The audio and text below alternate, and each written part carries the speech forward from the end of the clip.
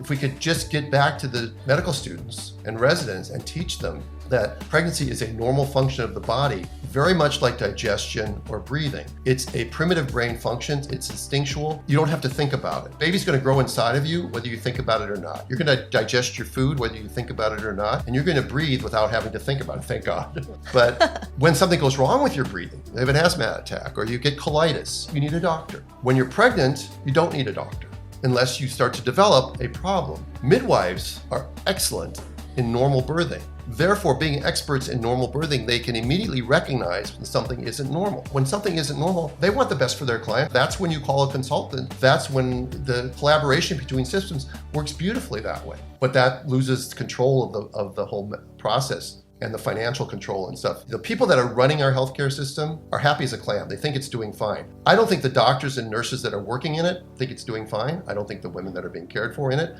think it's doing fine. We're all just cogs in the hamster wheel. We can't necessarily advocate change. It's going to take the women of the country demanding things from their doctors. They're going to ask their doctors questions.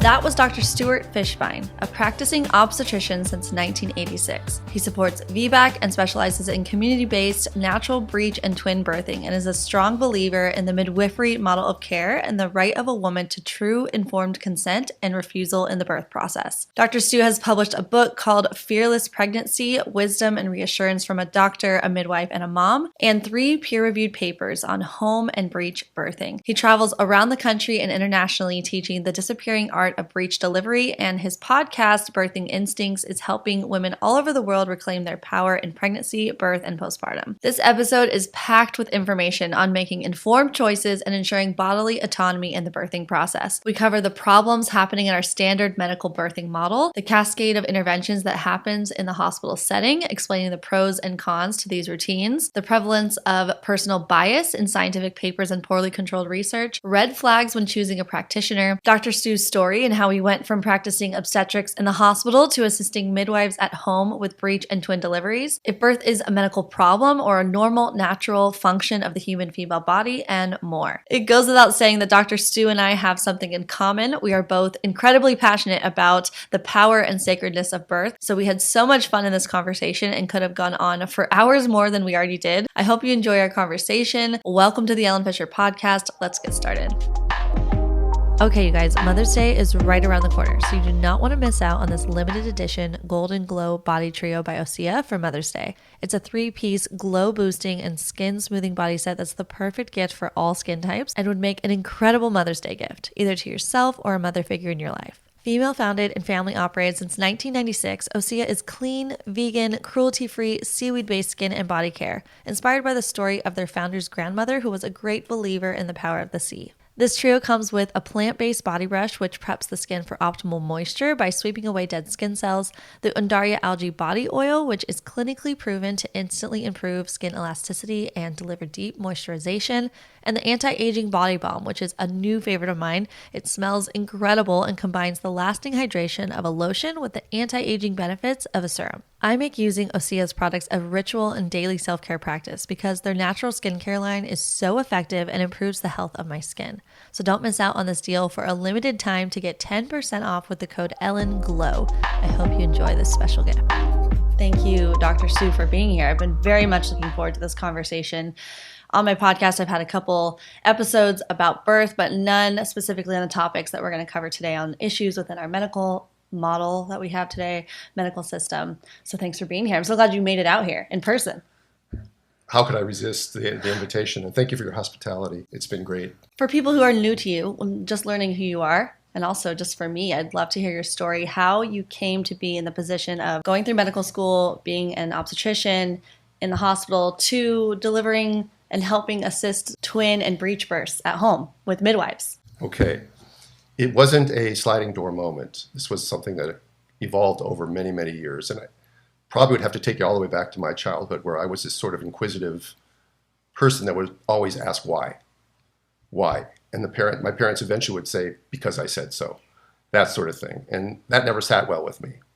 And so that same characteristic carried with me through high school and into college. And then never really wanted to be a doctor. That wasn't really my goal. I didn't really know what I wanted to do. I went to college because that's the train that everybody was on back in the 70s. I mean, you graduate high school, you go to college. While I was in college, a lot of my friends were going pre-med, and I said, well, I can do what they're doing. And I was a biology major anyway. So I said, okay, I'll go to med school, and that made my mom, Jewish mom, very happy that her son was going to go to medical school. And I got into medical school at the University of Minnesota. And I was trained in the same way that everybody is still trained today. It's very academic. It's very medicalized. The interesting thing about medical school is that it's not competitive, because once you're in, they do everything they can to keep you in. So there was a spirit of camaraderie with other doctors. And even though at this point in my career, I look on other doctors sometimes with disdain, I still have respect for the fact that they went through trial by fire to go to medical school and residency. It's not an easy thing to do. In your third year of medical school, you have to make a decision, and you're certainly not ready to make that decision. And that decision is, what am I going to do for the rest of my life? Because you have to pick a specialty, because you have to start applying to residency programs in that specialty. And what do you really know as a third year medical student? So the reason I picked obstetrics for my residency program application was purely by chance. I had just come off something called hematology oncology rotation, where I had actually been working with kids and pediatrics, and had some kids with fungal infections of their brain and with leukemia, and they were on chemotherapy. It was very sad and tragic. And then my next rotation was obstetrics. And instead of being up at 3 a.m. dealing with a kid having a seizure, I'm up at 3 a.m. catching a baby. So that's sort of where I went. And in life in general, you don't have that many moments where you can say that if I would have gone left, my life would have been completely different. But this is one of them. It's called the match, and it happens in your fourth year of medical school, probably the third week in March, where you've been applying to residency programs. They have been interviewing you. They all rank each other, and then it goes into a computer and it comes out, and you get an envelope. And pretty much across the country on the same day at the same hour, every fourth year medical student opens the envelope, and it tells them where they're going to be spending their next 3, 4, 5 years, depending on what specialty they wanted to go into. And I matched in Southern California at Cedars-Sinai Hospital, and that changed everything. I never expected to stay in California, but I went through the residency program at Cedars-Sinai, and I thought I knew everything. You know, we all thought we were hotshot residents. The fourth year, I was the administrative chief resident, and I did everything that I was taught medically. I thought that pregnancy was a medical disease that needed to be treated, and at any moment things could go wrong, because this is the model by which you're trained. And once you're indoctrinated into something, it's really hard to get out of it. So I came out of residency program in 1986, and for the first 10 years in practice, I was that medicalized doctor that we all talk about, and sometimes we mock a little bit, the person that's wearing the full hazmat suit that has the woman up in stirrups and starts washing off her bottom with betadine and catches the baby immediately and takes the clamp, puts it immediately on the cord, and maybe hands the scissors to the dad and lets the dad cut the cord, shows the baby to the mother, and then walks the baby across the room and sets it down in the warm room. And we thought that we were doing the right thing. In medical school, when I did my OB rotation, we cut episiotomies on every single woman. Wow. Didn't matter if it was her second baby, third baby, fifth baby, first baby. Did they ever explain why? It was just, that's the way it's done. And as a third year medical student, who are you going to question?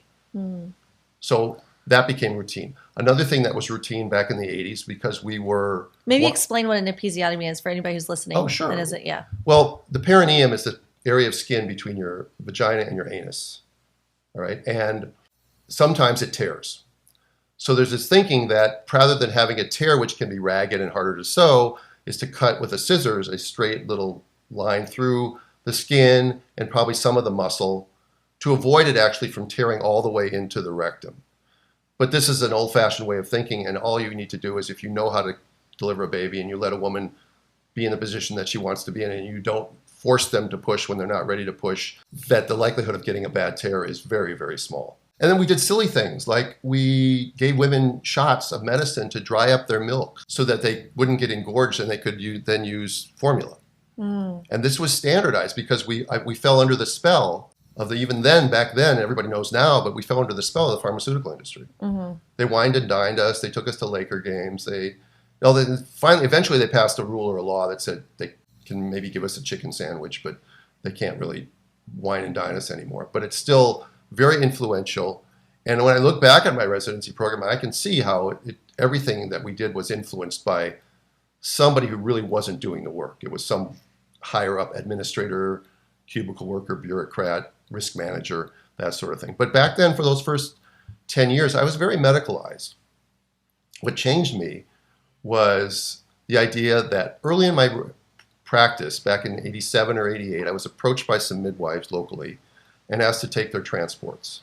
And that means a woman who's at home who, is tired, or could be an emergency, but rarely is it an emergency. Most of the time, it's just their labor's petered out or they're tired and they need to come in, and often they'll get an epidural and then some Pitocin, and then they'll have a vaginal delivery, or they needed a vacuum or something like that. So I said, sure. And I didn't say sure because I thought home birth and midwifery was a good idea. I thought it was stupid because that's the way I was trained. I said, sure, because I wanted to make money. Because the way you practiced back in those days was you built a practice from scratch. You came out, you may have gotten a job with a group, but you were expected to hustle and build your practice. So I covered free clinics, I covered emergency rooms, I assisted people in surgery. I took call for other doctors who wanted to take less call, and slowly but surely built my practice. Nowadays, when a doctor comes out of residency, it's almost a certainty that they'll just get a job working as a corporate physician for a big HMO or a big hospital complex. And there's a lot of problems with that, and maybe we'll get down to the ethics of that later. So during those times where those women were in the hospital, after they got their epidural, there'd be time where I'd be sitting with the midwife in the lounge and we'd be hanging out. And I'd started to hear a whole different way of doing things. And I realized that their clients were not hippies, so to speak. They were actually, in Los Angeles, they were Hollywood people, professional people, doctors, lawyers, very well educated, and actually probably more well educated than my own clients, because the midwives and the model they practice, they spend an hour doing a prenatal. And in those days, if I spent 10 minutes, that was a long time for a prenatal, because we in the medical model used to do volume, and midwives don't do volume. So I began to see a different way of doing things, and I slowly but surely began to change. And after 10 years, I started a collaborative midwifery practice in the hospital, not Cedars because they didn't allow midwives in those days. So it was out in Ventura County with 2 certified nurse midwives. And we started a collaborative practice where the midwives did mostly the normal stuff, like they would do the well woman exams, the pap smears, the prenatal visits. They would catch the normal babies, that sort of thing. And I would, if somebody had an abnormal pap smear, I would do the colposcopy, I would do the biopsies, I would do surgery, I would put forceps on. I would be the one that took care of the breeches or twins. If somebody needed a cesarean, then I would be the one that would do that. And it was a really great model. We had a 7% C-section rate. Amazing. The next best group in the hospital, same cohort of women. So we're not talking about cherry-picked women here. Like nowadays, midwives cherry-pick their clients. They can't take somebody with preeclampsia. They can't take a diabetic. They're not going to take twins generally. So, but we took all comers, and our C-section rate was 7%, and the next group was probably around 26%, which still by today's standards is pretty good. But that's amazing. But the only difference being the model by which we cared for the clients. And from the moment we started doing that with the collaborative practice, the hospital and the people that worked in the hospital were never really accepting of us. And that's the problem. And I've heard this from other doctors around the country who've tried the same sort of thing. Eventually, if you know the old Japanese proverb, if you're the nail that stands out, what do? You pound it back in again. So because we were doing things differently, we made other people uncomfortable. Mm-hmm. And rather than them self-reflect and look at their own way of practicing, they made it harder and harder for us to practice. And eventually they got to the point where they weren't going to renew my privileges. They took away the midwife's privileges. They took away VBAK. They took away, VBAK is vaginal birth after cesarean.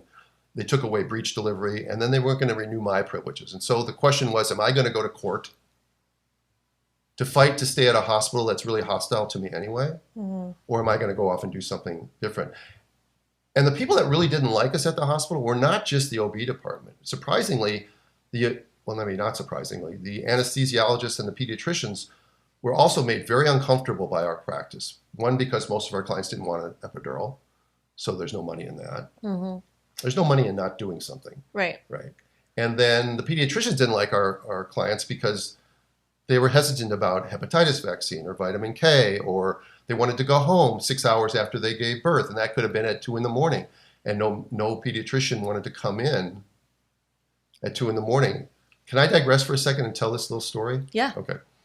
So pediatricians have to see every baby in the hospital before they go home. Okay. Everybody knows that. Okay. But 30 years ago, it wasn't that way. Okay. Pediatricians didn't see babies in the hospital. They only saw babies in the hospital if the nurses called them to do it. Mm. Otherwise, if you look at pictures from the 50s and 60s and 70s, the babies are all in little bassinets lined up, and the dad's knocking on the glass going, that's my baby, that's my baby. Yeah. But the nurses took care of them, and that was it. But in the 80s, maybe it was the 70s, maybe it was the 80s, pediatric departments began to realize that insurance companies were paying for newborn exams. So a lot of these hospitals, almost all of them, put in a policy that said no baby can be discharged without being seen by a pediatrician. It was a way to grab uncaptured revenue. Mm-hmm. What happened then 10, 15 years later was managed care came in and said, well, yes, you can do whatever you want, but we're not paying for that. So the policy didn't go away, but the revenue went away. So now the doctor's policy came back to bite him in the ass when a patient wants to go home at 2 a.m. Before they could have just gone home. Mm-hmm. But now they can't go home because the doctor has to come in. But the doctor doesn't want to come in for no money. Mm-hmm. Who would? I don't blame them. So get rid of the policy. But once a policy's in place, you know how hard it is? You do, I know. I know you know how hard it is to get rid of it. Mm-hmm.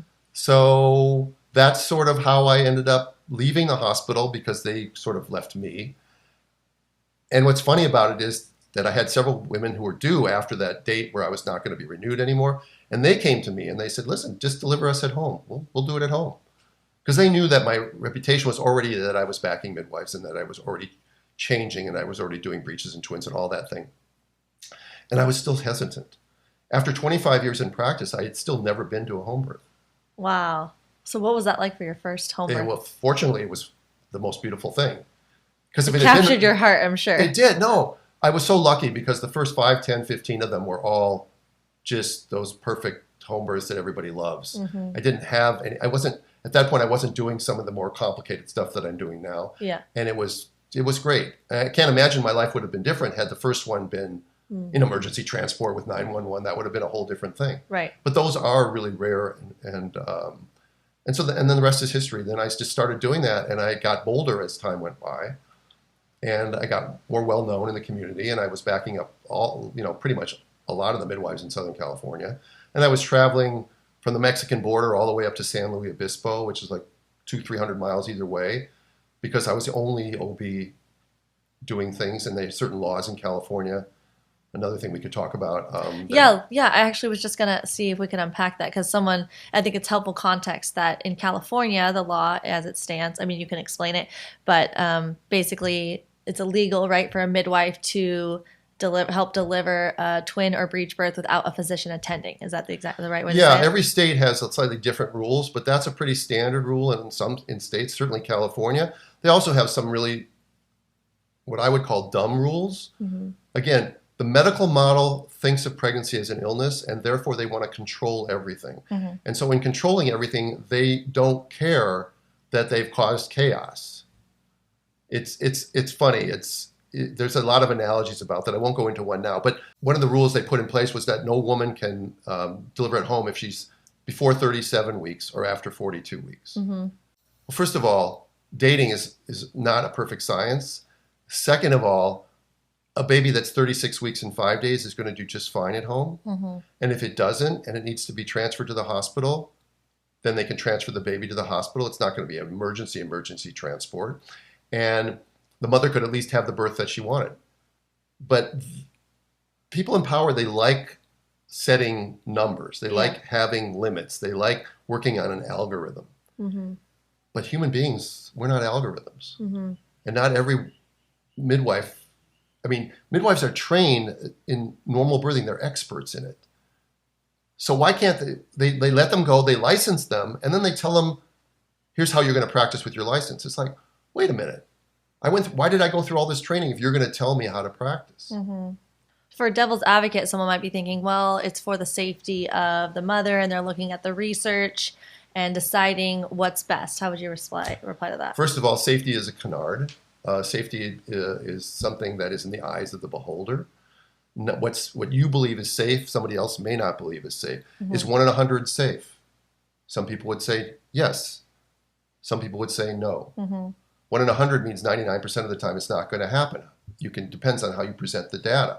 So it's often used as a club to get people to do what you want them to do. You as a parent, you say, well, you don't, because I've seen your kids running around here and stuff like that. But many parents will say, you can't do that, and they'll go, why? It's not safe. But is it really not safe, or is it just that the parents don't want them doing it? So they use safety and that's what goes on here too. And by the way, ultimately, and we're going to get through this, probably the whole theme as we go along, is whose decision is it as to what safety is?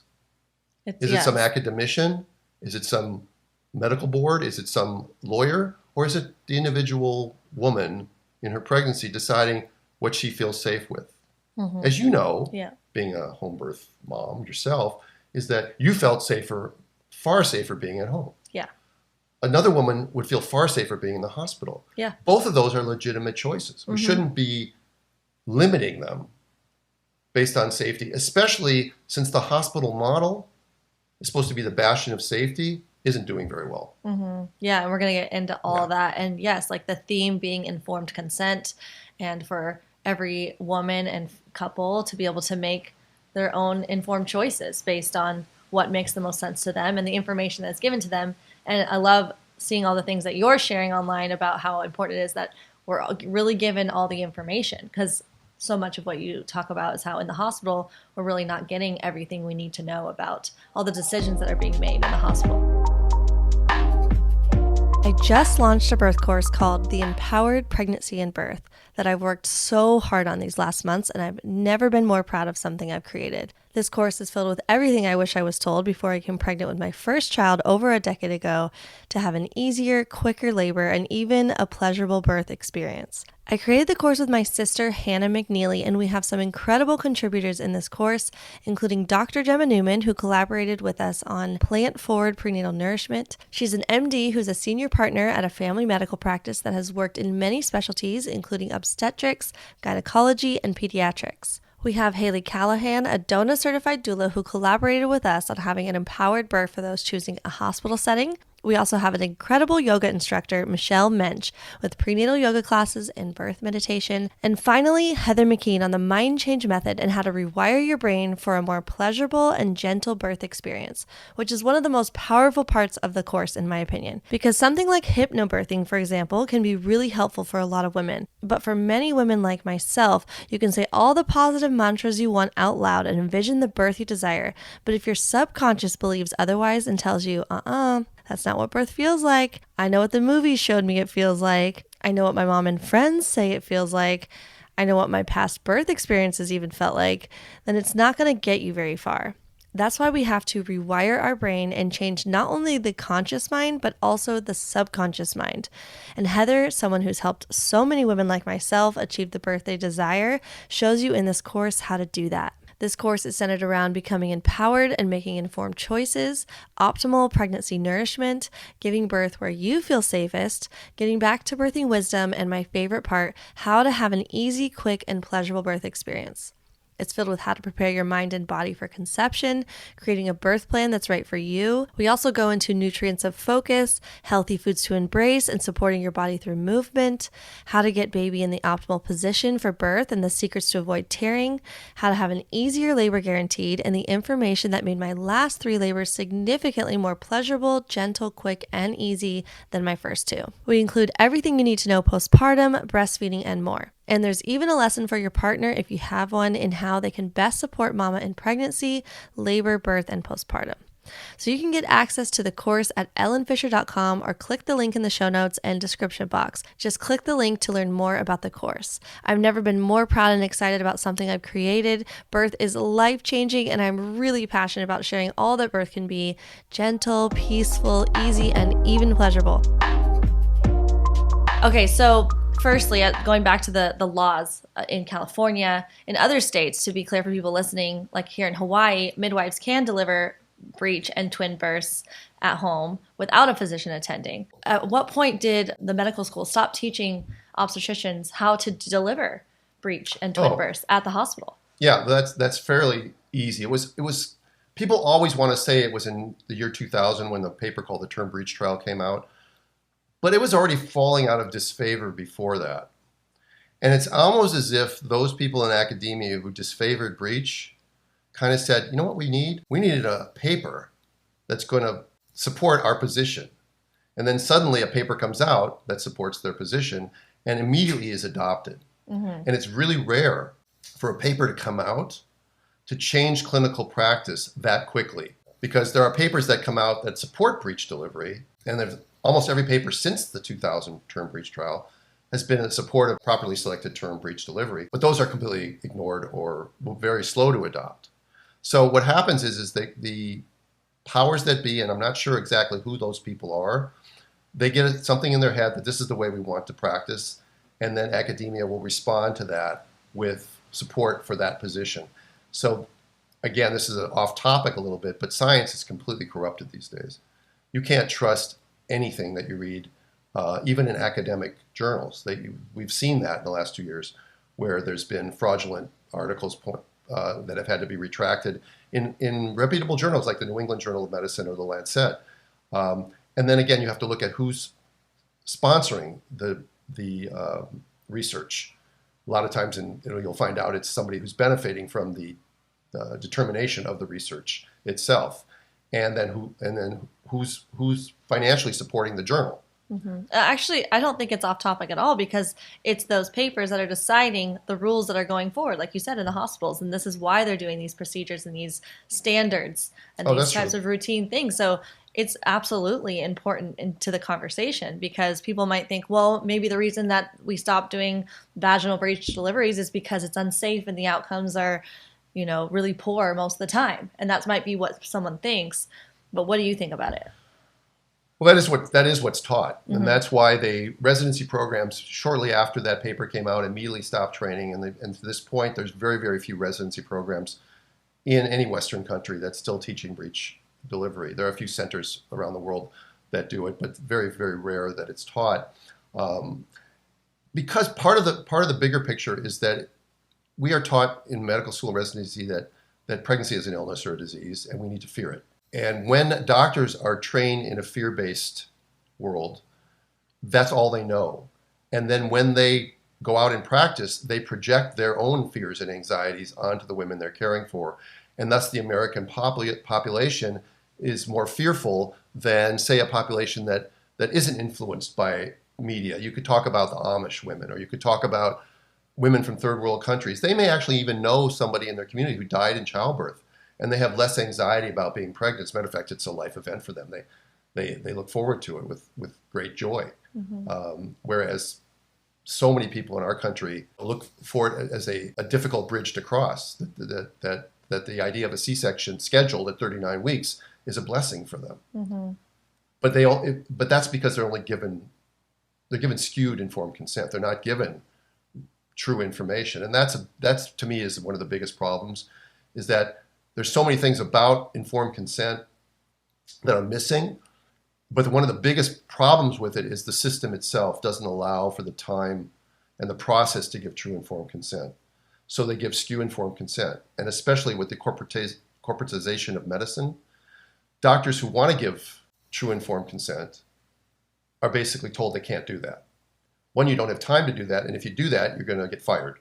So where we go with this is that we get, we can't solve the problem of informed consent until we fix or change the system which it all sits in.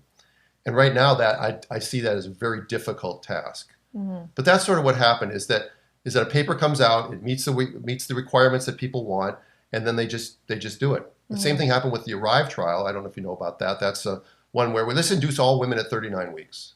Wow. And can you imagine? Well, yeah, and it's being used, and a lot of places around the country are in, giving that as evidence that women should be induced at 39 weeks. There's so much wrong with that paper, but no one looks deeply into it when it fits the model by which they want to care for people. It makes the people that run the medical system, makes their job easier. Yeah, because so much of it is based, like you said, on fear of being sued even. So they want to cover all their tracks, cover their bases. Look, I did this, I did this, I did this. You can't sue me. I tried everything. So it's like an easier model for the physician than it is for what's best for the patient. Yeah, and this gets me to where one of the things that I talk about all the time when I do my breech seminars is that in the medical model, if you look at a research paper or if you look at policies of a hospital, there's only really one thing that matters, and that's a live baby in the bassinet. Mm-hmm. How the baby gets there, the mother's journey, the mother's future babies, future pregnancies, future journeys isn't relevant. Mm-hmm. And I can tell you a great example of that. Whenever I see a breech in consult, they'll come in at 37, 38, 39 weeks, and their doctor has given them no choices but to have a cesarean. So they'll come in to see me, and one of the questions I'll ask them, and I always 100% have gotten the same answer, is, did your doctor ever ask you if you want more children? Mm. And the answer is universally no. Because all that doctor's thinking about is that baby in the bassinet, and I don't know how to do a breech delivery, so I need to talk you into having a cesarean section, which may slightly decrease the risks just a little bit to that baby, especially if you're not really skilled or you don't pick your clients properly. But any savings of risk that you got with that baby will be transmitted to all your future babies and the mother herself, because now she has the scarred uterus issue. Not to mention the risk of the C-section itself, because remember, all that matters is the baby, the live baby in the bassinet. Right? Yes. Yes. Yeah. And I think what you said is fascinating too about the fear of the doctor being projected onto the mother is totally valid. Our minds are so powerful. So if you go into labor having all this fear that might have been subconsciously put onto you throughout your pregnancy, not just by your doctor, but by society at large and the things we see in movies, that affects how your labor is. And I can just personally attest to all of my home births and my midwives that their steady, calm, and trust of birth was pivotal for me and my trust of birth too, and how they trust my body, trust me, trust the experience. That helps so much in your labor experience too. Yeah, this gets back to the basic of being a mammal. This is not something that a lot of people think about, but it's really basic. Think about how mammals give birth. When a mammal is ready to go into labor, where does she go? She goes off to a quiet place. Who goes with her? Nobody. Mm-hmm. If she's hungry, she eats. If she's thirsty, she drinks. If she's uncomfortable, she moves. And if she's interrupted, or if there's a forest fire or a predator approaching, or little kids run into the room when your dog is in labor, they put out adrenaline. Adrenaline stops the labor. The mammal gets up, runs away, fight or flight. They're not going to fight. They're going to flight. And only when it's safe will labor return. This way, nature ensures the best chance of survival. So when from the moment a woman walks into her obstetrician's office at 10 weeks pregnant, they're being seeded with fear-based information. Not only are you bathing your baby in fear hormones the entire pregnancy, but the idea that it's not going to be affecting your labor is naive. Mm-hmm. But yet my colleagues don't know that. Mm-hmm. They don't understand that nature's design is nearly perfect. Now, there are problems with it, and of course, that's when obstetricians are very valuable, and we're really good at that. Mm-hmm. But that's maybe 10%, 15% of pregnancies. The other 85 or 90% don't need that sort of intervention. And when you have that sense that nature knows what it's doing, and if you interfere with nature's design, there's going to be ripple effects downstream. They may be small, they may be immediate, they may be much later in time. Like your wonderful podcast about the microbiome. We could go off on that tangent too. How we start off is something that's really important. But if you do a C-section scheduled at 39 weeks and the baby goes over to the warmer, and then mom gets to hold the baby for 2 minutes before the baby goes off to the nursery, you're breaking the chain of how nature designed labor to go. Mm-hmm. There's a beautiful symphony going on between mother and her baby for all the 9 months. And it doesn't just end when labor starts. It actually gets more intense. You get the French horns and the violins and the cellos all playing at once when labor starts. It's really spectacular. I got a whole thing about epidurals and that sort of thing too. Maybe we'll talk about that. I definitely want to talk about that. Okay, all right. Mm-hmm. When a baby is born, it's mostly sterile, and it needs to be colonized with the bacteria that nature designed. And those are the bacteria in mom's vagina and on mom's skin. That's what's supposed to happen. Mm-hmm. And in every other, again, I get back to the mammalian birth, is that no other mammal ever has its baby taken away from it. Mm-hmm. Nobody rushes in to cut the cord on any other mammal. The idea that we'll do delayed cord clamping for 1 minute. Mm-hmm. There's another one of those perfect number things. Whenever they come out with a number like that, like 42 weeks or 1 minute or 6 feet apart, that sort of stuff, you know it's crap. Mm-hmm. No, and try taking a baby monkey away from its mother. Yeah, seriously. It's not going to happen. I cannot even imagine if my births, like I give birth and then someone takes my baby away from me and goes to the other side of the room and they're doing their tests. And I know multiple women who that has been their experience. And I know that's just how you just depicted the beginning stages of your career too in the hospital. We need to get back to thinking that, that nature has a good design. What we do to the human female from the moment you get in your car to go to the hospital for your birth, and it may be your best choice for you. And I don't want your viewers to think that I'm bashing hospital birthing. Right. I'm not. I'm bashing the system that runs hospital birthing. Yeah. From the moment you get in a car to the moment you put your baby in the car seat to drive home, pretty much everything that's done to you is antithetical to nature's design. Mm-hmm. You're asked to come into the hospital. You're asked to change into a hospital gown. This is a very big thing. People don't think, well, what's wrong with that? Well, what does a hospital gown signify? It signifies that you're a patient. Mm-hmm, that you're sick. That you're sick. Why can't you wear your own pajamas? Why can't you wear nothing? Yeah. Okay. Have you ever seen the Jim Gaffigan comedy concert about having 4 home births? Probably yes, because I love Jim Gaffigan. Yeah. It reminds me of the segment that he did where he says something about how giving birth at a hospital, and someone else replies and says, "Oh, we were going to do that, but we wanted our baby to live." And then later he brings up, it's so good. And then later he brings up, what, you didn't want to give birth in a hospital gown that somebody died in yesterday? Just that aspect.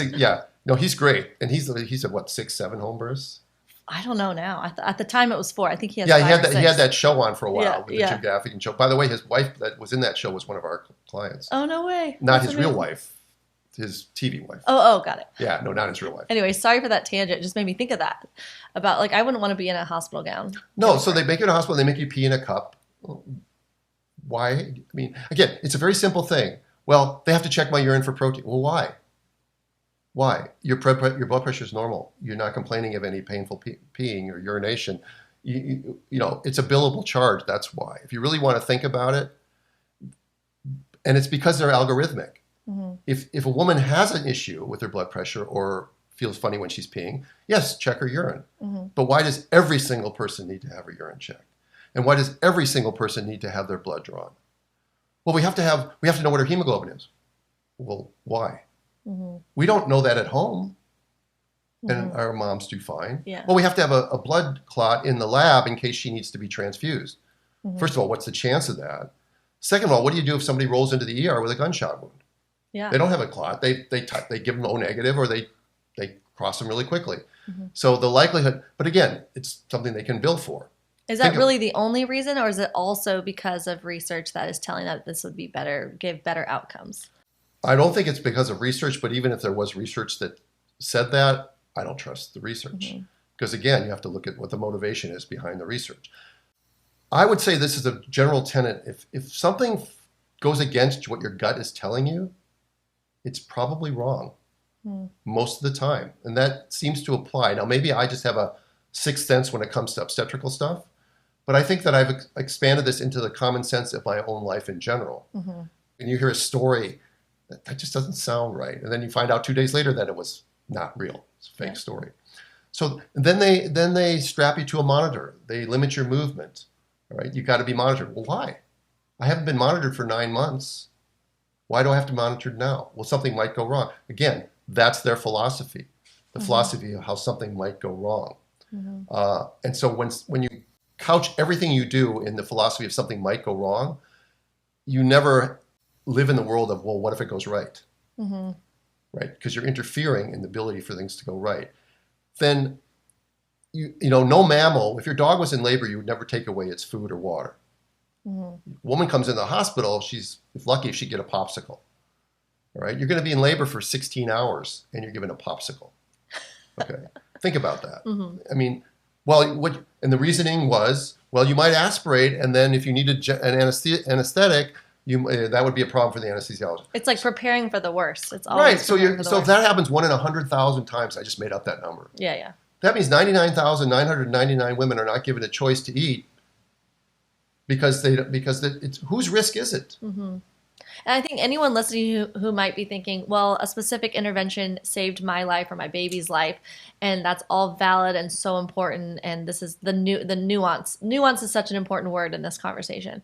But I think it's also important for people to realize that at what cost for all those other ones where they intervened when they didn't need to, at what cost is there? Like, what are we not getting as a result of doing those interventions? Yeah, I mean, and again, we're talking about routine things here now. Mm-hmm. I mean, again, because the model does not allow for individualization of care, because when you come to the hospital, you're being taken care of pretty much by strangers.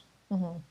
Again, do you feel safer being taken care of by someone you know, your midwife of 9 months, or a stranger? Mm-hmm. Now I'd say, well, my doctor will be there. Well, your doctor's in a call group of 6 people, so he's got a 1 in 6 chance of being on, and your doctor won't be there until you're probably ready to push. So you're going to be taken care of by nurses. And nurses may be lovely, and you may, after a few hours, get to really love your nurse, but then guess what happens? 7 o'clock in the morning or in the evening rolls around, and guess what? Change of shift. And so now you end up with another stranger. Mm-hmm. Does a mammal feel safe when they're surrounded by strangers? Mm-hmm. No. Yeah. Again, we're talking about everything that they do. Right? You have to ring for a nurse to be able to go to the bathroom because you're strapped down. Because you're strapped down. Right. Are hospitals starting to do it differently now, though? Like, some because are. Of the example you gave from back at the beginning of your career when you talked about the formula feeding, stopping the flow of milk to formula feed, that doesn't seem to be a thing anymore. That's gone. Yeah. So has there been progress since the beginning of your career? What do you think about that? Yeah, but you know what? I mean, glaciers grow and recede at a certain rate. Yeah. It needs to go it's faster. Not fast enough. Not fast enough, in other words. That's right. For sure. It's not fast enough for me. And it's not fast enough for the women that are being mistreated every single day. Mm-hmm. And again, this is an important point, and I think some of your other guests have made this point. It's not that the individual physician ever wants anything to go wrong for their patient. The nurse, they want to do the best they can. It's the system. I'll say it over and over again throughout this interview. It's the system that's completely flawed. And you can tell that because we went from a C-section rate 50 years ago of 5% to a C-section rate now in the United States of over 30%. That's a 500% increase in the cesarean section rate. And has the outcomes gotten any better since then? That's the thing. That is the thing. Cerebral palsy, neonatal morbidity, and neonatal death are not any better. And maternal morbidity is probably slightly higher, right, in the last 50 years. We're not talking about 100 years ago. These are just U.S. stats. Yeah, U.S. stats. But it's very similar in Western countries. It's all the same in Western countries, that the C-section rate has risen without any commensurate benefit in neonatal outcomes.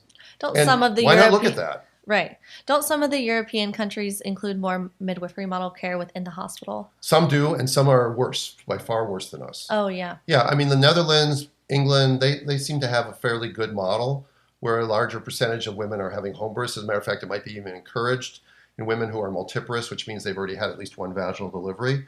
But there are other countries, especially in the Eastern European bloc and stuff like that, that some countries midwifery is illegal, home birth is illegal. Mm-hmm. I was speaking to a group in Armenia last year on Zoom, and they have a 70% C-section rate. That's and midwifery is illegal. That's crazy. I know.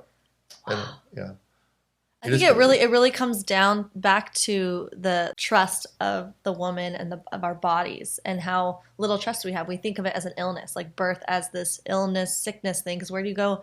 When you go to the hospital, you're going there because you're sick or you're ill and you need help in some way. And it's just assumed, all growing up, that's what I thought growing up. You go to the hospital when you're about to give birth because almost like it's an illness. Yeah.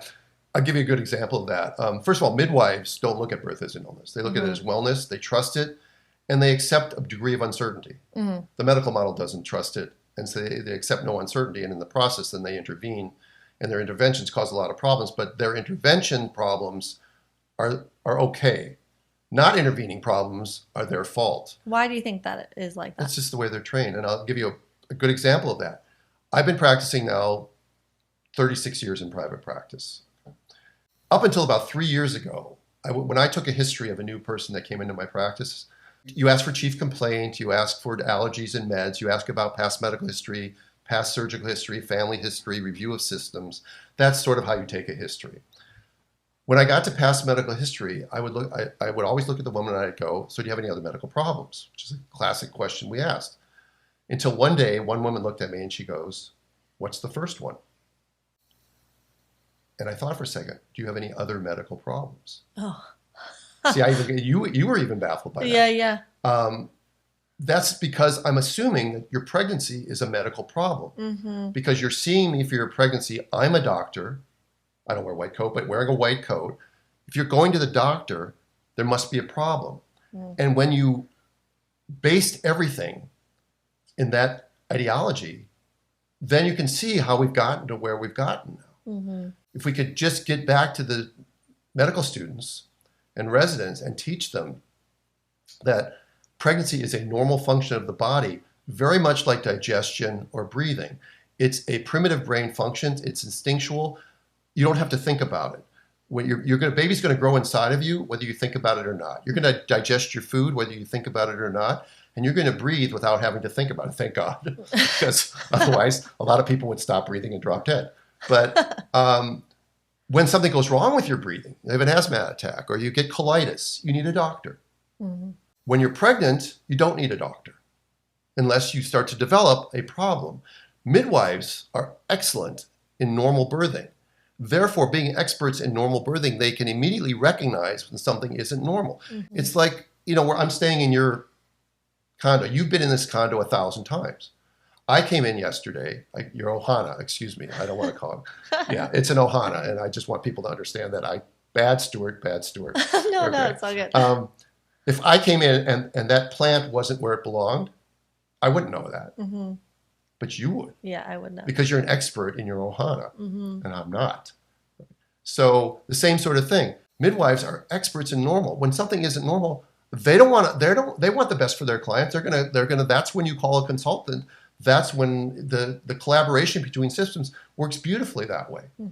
But that loses control of the whole process and the financial control and stuff. And the people that are running our healthcare system are happy as a clam. They think it's doing fine. I don't think the doctors and nurses that are working in it think it's doing fine. I don't think the women that are being cared for in it think it's doing fine. But we're all just cogs in the hamster wheel. We can't necessarily advocate change. It's going to take the women of the country demanding things from their doctors. They're going to ask their doctors questions. And if their doctor uses terms like, well, it's risky, then you have to confront your doctor in a very pleasant way and say, well, how risky is it? And they say, well, it's very risky. And then you say, could you give me some numbers? And I will almost guarantee your listeners that they won't know. Wow. Because they're just regurgitating information that they were taught in residency program by the same fear-based people that are running the programs now. The idea that academicians are running my profession into the grave doesn't occur to them. And I'll explain that, because what makes an obstetrician unique? It's to be able to do something that no other profession can do. A heart surgeon is unique because he can operate on your heart. You or I can't do that. No. All right. An obstetrician is unique because they can deliver a breech baby. They can reach up and pull out a second twin, called a breech extraction. They can put forceps on. These are the skills that make my profession unique. These are the 3 skills that I just mentioned that aren't even being taught anymore in most training programs. Everything else an obstetrician can do can be done by somebody else. Pap smears, well woman exams, nurse practitioners, midwives, family practice doctors, women who have hormonal problems or birth control, they can see an endocrinologist. Infertility, you see an endocrinologist. If you have an abnormal pap smear and you think you might have precancer, or you find a lump in your breast, you can see a GYN oncologist or a general surgeon. If you need a cesarean section, a general surgeon can do that. You don't need an obstetrician to do cesarean sections. You could just train your surgeon to do that. And then normal birthing can be done by women, midwives, of course. I think that's all of the special. Oh, urology? Yeah, if you have a problem with your bladder, what's the GYN urologist can see you. So the generalist OB-GYN is really obsolete. People don't know it yet. Wow. But when businessmen who run these big corporate entities figure out that they could hire maybe 3 midwives for the price of 1 obstetrician, why would you hire an obstetrician? Once they figure it out, and the obstetricians aren't able to do the things that make my profession unique, I think that it will implode. Again, not fast enough for me, but yeah. But well, why do you think they haven't figured it out that it's actually more affordable? It's working for them. Yeah, it's working for them. They're in their own little ivory towers, and they will never get on stage and debate somebody like me. And I think I'm a very humble soul for the most part. Maybe it doesn't come across in our interview because I'm purposely trying to do this, but I respect the fact that these guys went through the same trial of fire, as I said earlier, that I did. But they need to step out of their box a little bit and see what's outside. Mm-hmm. And they don't. We know what they think. They don't know what we think. I have a good example. One of my closest midwife friends, Beth, in Los Angeles, she went to Kaiser one time to give a lunchtime talk about what she does as a home birth midwife. And she brought her little suitcase with her, her birth bag. And she laid it out on a table. And the residents there had no idea that she carried an IV stuff, mm-hmm. or that she had a thing to listen to the baby with, or that she had Pitocin and ampicillin and lidocaine, and that she could sew. They had no idea. But we know everything. We know what they can do. They just mm-hmm. don't know what midwives can do. Mm-hmm. So it belongs to the people that are listening, that are going to be having babies in the future, to seek these things out and spread this information. If you want to go to an OB because you love your OB, that's fine. But make sure your OB is competent. And if not, ask questions and seek out prenatal care also maybe simultaneously from a midwife. So even if you're going to deliver with your OB in the hospital, you're going to be less likely to develop preeclampsia, less likely to develop gestational diabetes, because the midwife is going to spend an hour at her prenatal visit with you, while your doctor is going to give you 10 minutes if you're lucky. Mm-hmm. And if you can stay healthy, then the likelihood that you're going to end up with any sort of intervention or sort of recommendation for induction, those sorts of things, is going to be much, much less. Mm-hmm. I want to share a little example of when I was pregnant with my third. I wasn't going to get an ultrasound. With each one, I ended up getting 1 ultrasound. But at this one, I was like, I'm not sure if I want one. But then, towards the end of my pregnancy, I decided I do want to get one. And I had Kaiser at the time. And so my midwife said, why don't you just go to the hospital with your Kaiser insurance and get an ultrasound? I think I was past 30 weeks pregnant.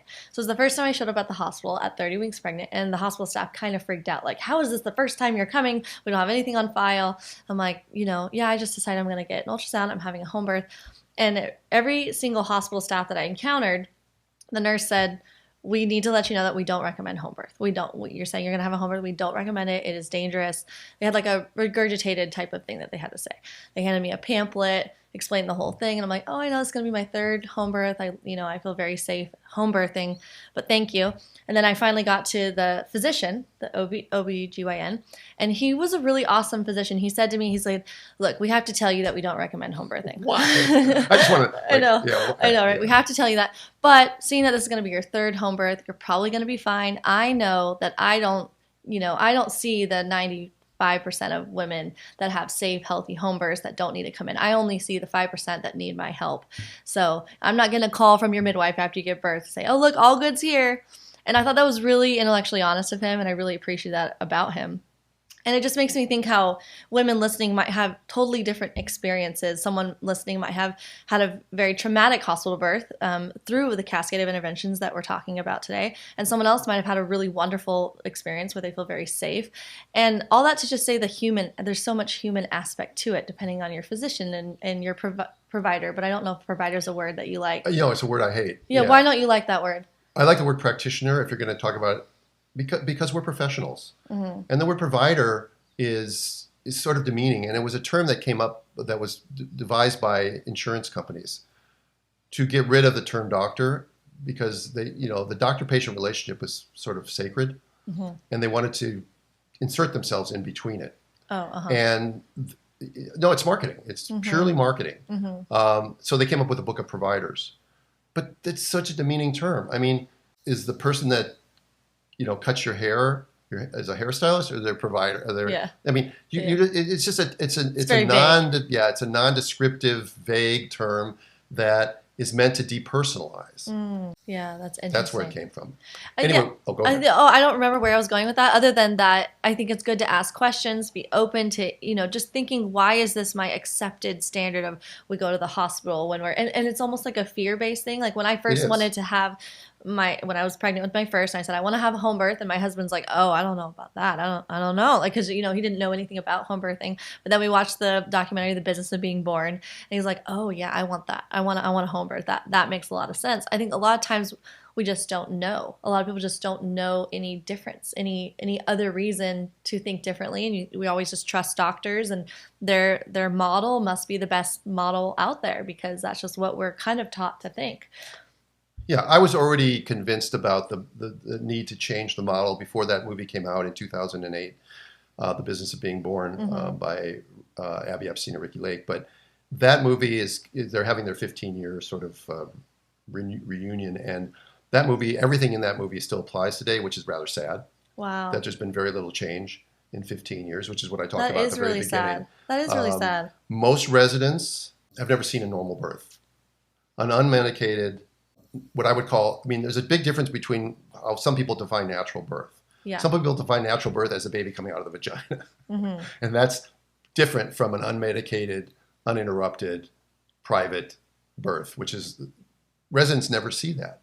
And the reason residents never see that is because the way the hospital model trains them and the way they work is that they're not taking care of people in labor. They don't ever watch a woman in labor. They've never had to sit for 10 hours on a couch watching the sounds that she makes, the movements that she makes, the things that she asks for, the handing her something to drink or a spoonful of honey, or they don't have to do any of that. They're called to the room by the nurse when it's time to catch the baby. They put on their hazmat suit, they put their gloves on, they put the woman up in stirrups generally. Is that still happening? Oh yeah, that still happens in most hospitals, yes. Wow. And again, I remember to all your viewers that you're asking me about these things.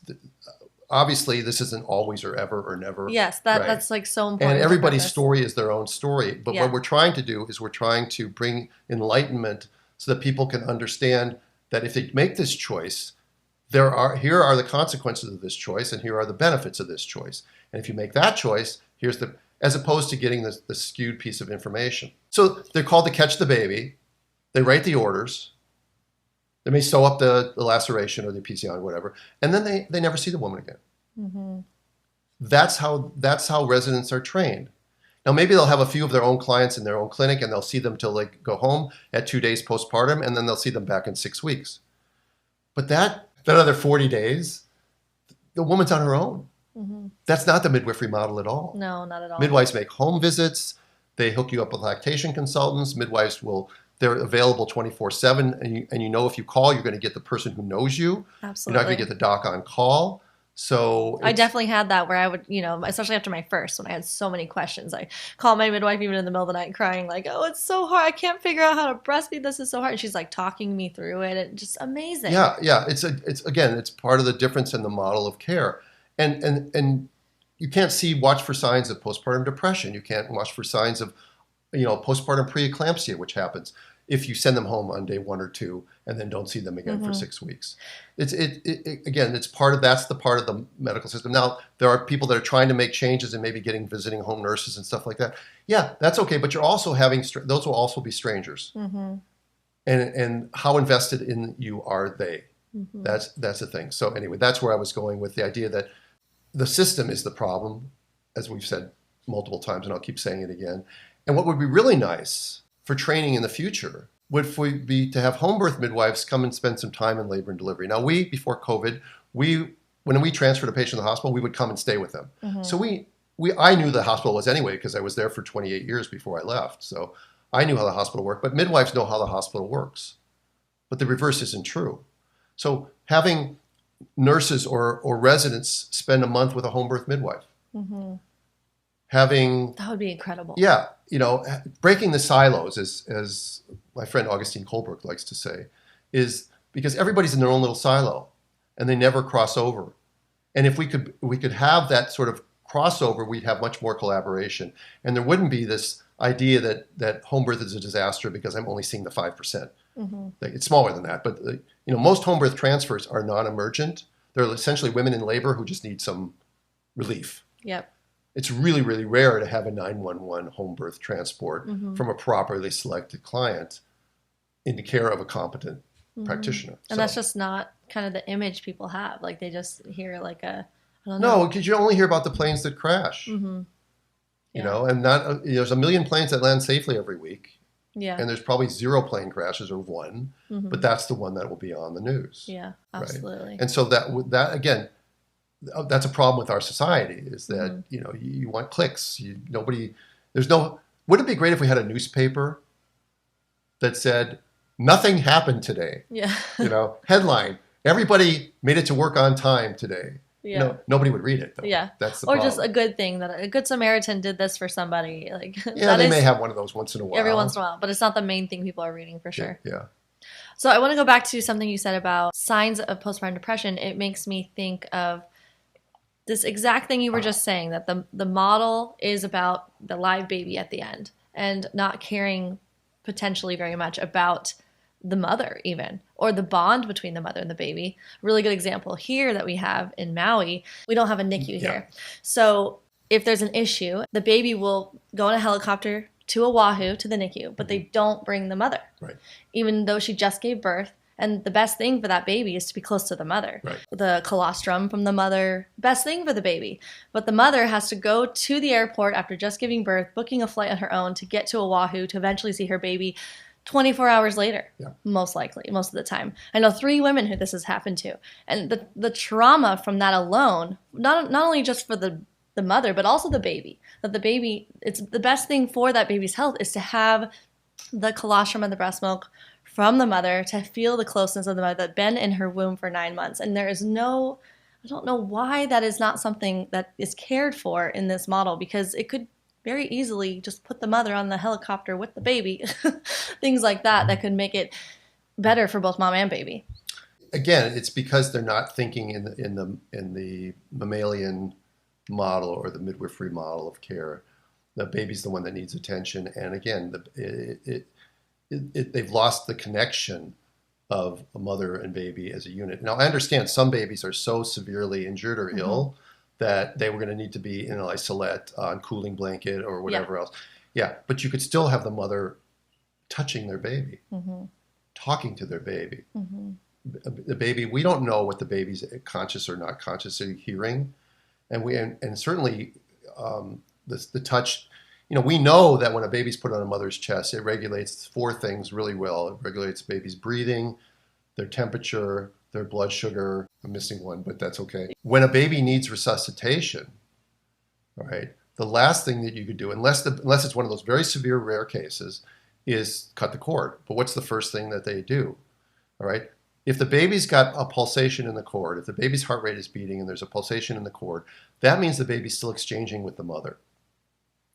So if a baby seems to be floppy and needs oxygen or needs resuscitation, why are you clamping the cord that's its source of oxygen? But we have to take the baby to the warmer. Well, why do you have to take the baby to the warmer? Well, that's the way we do it. It's like, well, that's not a reason to do something. It's because you've been doing it the wrong way for so long, it makes you think it's right. It's time to reevaluate how you think. If you need to resuscitate the baby, do it here. I mean, observe the baby here. Yeah. And this isn't speaking to, here like means you said, here. Oh yeah, well, it's visual, so people can see what I'm doing. Right, on your chest, Yeah. the mother chest. Of course, like you said, also it doesn't speak to the rare outlier cases with the extremes. Nothing that we're talking about today is always or never. It's just I want people to get an understanding of how wrong we've been, and some sort of the background of why we've been so wrong. And how the challenges are to get things to change. It's not going to change when the people running the show don't want it to change. And the change is going to have to come from demand again from women. Yeah, absolutely. So can you walk us through the standard procedures that happen at the hospital and explain maybe a breakdown of pros and cons to those things? Okay, such as, if you start from the beginning, like we want to induce you at 39 weeks because we think your baby is going to be too big, or for another type of reason. Okay. Again, there are times where this is true, but that they're so rare that it's worthy of disdain. So let's talk about them.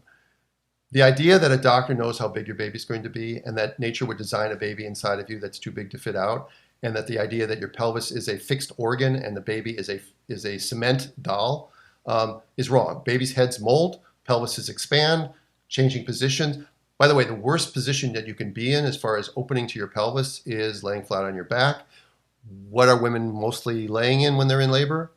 Is they're on their back. Mm-hmm. Okay. So when you can open up your pelvis up as much as 30% by being upright or on all fours, pushing in stirrups is probably not the best way to push. So they do all these things. But inducing your labor for these sorts of indications, like your fluid's too low, your baby's too big, your hips are too small, your placenta is looking old.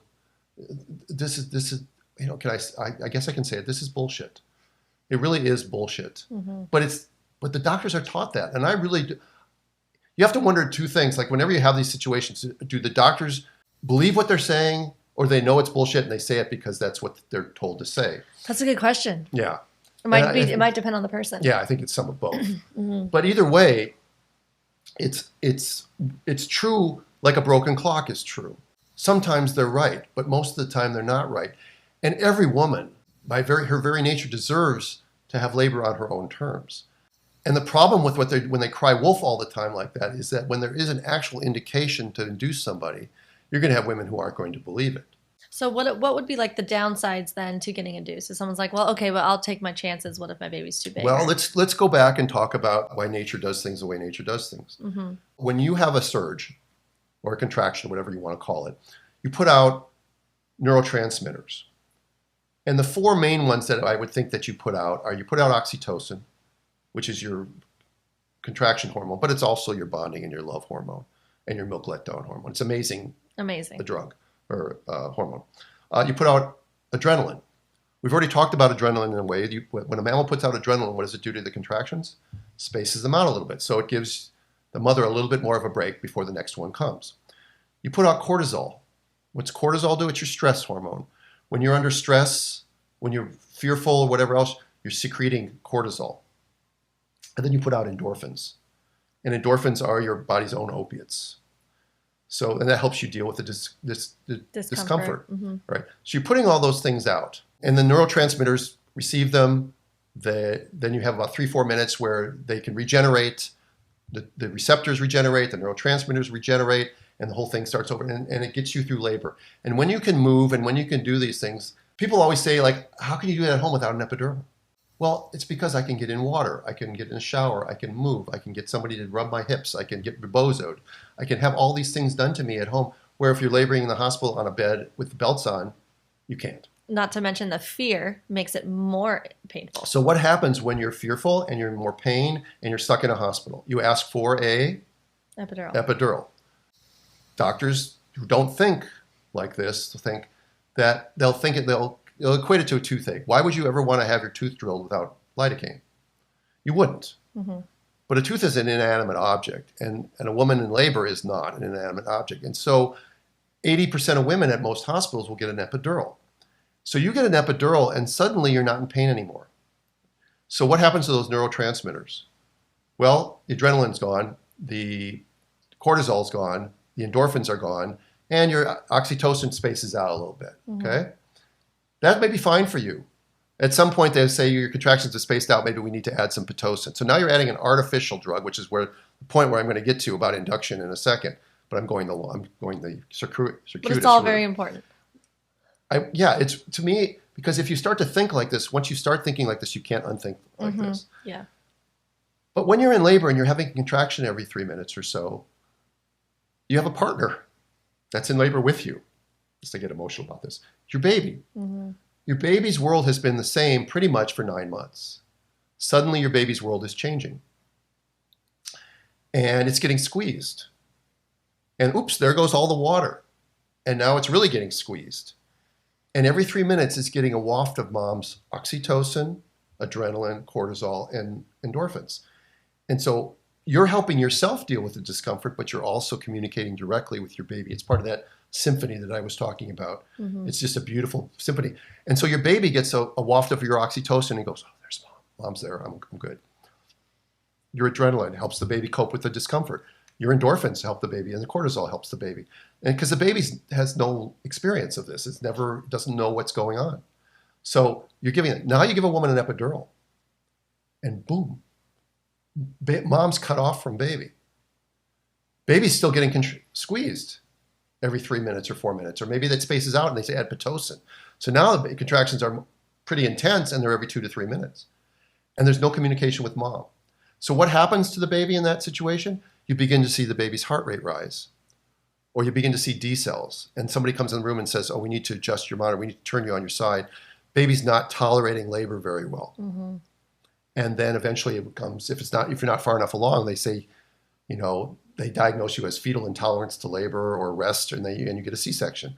And they say, thank God you were in the hospital and had a C-section, because what would have happened if this had happened to you at home? Mm-hmm. Not having any concept of what they just said was one of the dumbest things I could ever say, because when you don't mess with it, this is a very rare thing that happens at home.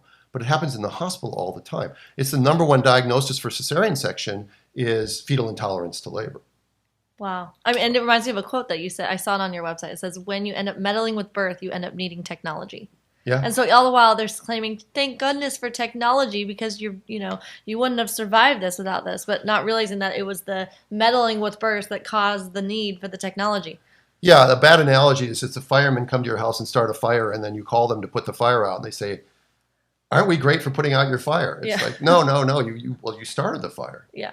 So that's a really important thing that my colleagues don't know, they don't understand, or they ignore it. Mm-hmm. Because if you had a conversation with somebody where you had the time to sit with somebody who doesn't think like I do, and you ask them, so counter that argument. Mm-hmm. I don't know what they would say. All right. I don't know what they would say, because I've really never had that conversation, because people get very uncomfortable mm-hmm. when you shake up their world. They don't like it. And I'm not trying to make them uncomfortable, but I would love to have a conversation, which is why I'm on your podcast. So getting back to the whole idea of induction, which is what led me to this place in the first place, is that Pitocin is not Oxytocin. Let's be very clear about that. Sometimes the words are used interchangeably by your doctor or by the pharmaceutical companies or even by the American College of OB-GYN. They'll use the word oxytocin. It's not the same. Oxytocin does all kinds of things. Pitocin does one thing, mainly. It causes your uterus to contract. Right? It doesn't cause milk letdown. Mm. It doesn't make you feel loved. Okay? Yeah. So those are the things that it doesn't do. So when you put someone on Pitocin for an induction, they're not going to be secreting oxytocin, and your baby's going to go through its entire labor without being exposed to your oxytocin. Okay. That's now, amazing. Sometimes they start Pitocin, you get cracking and rolling, and they turn the Pitocin off. Mm-hmm. Okay, great. Yeah. I mean, I'm still not great, because you're still giving somebody an artificial medication.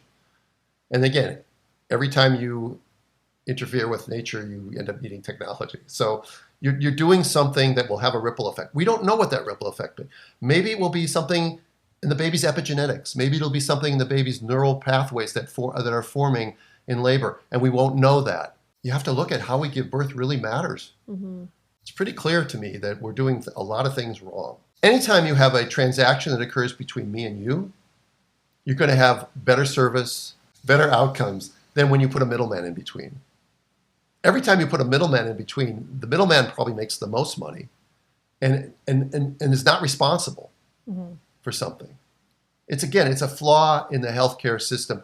When doctors became employees of hospitals, that's a real problem, Ellen, because my fiduciary duty is to the patient I'm taking care of.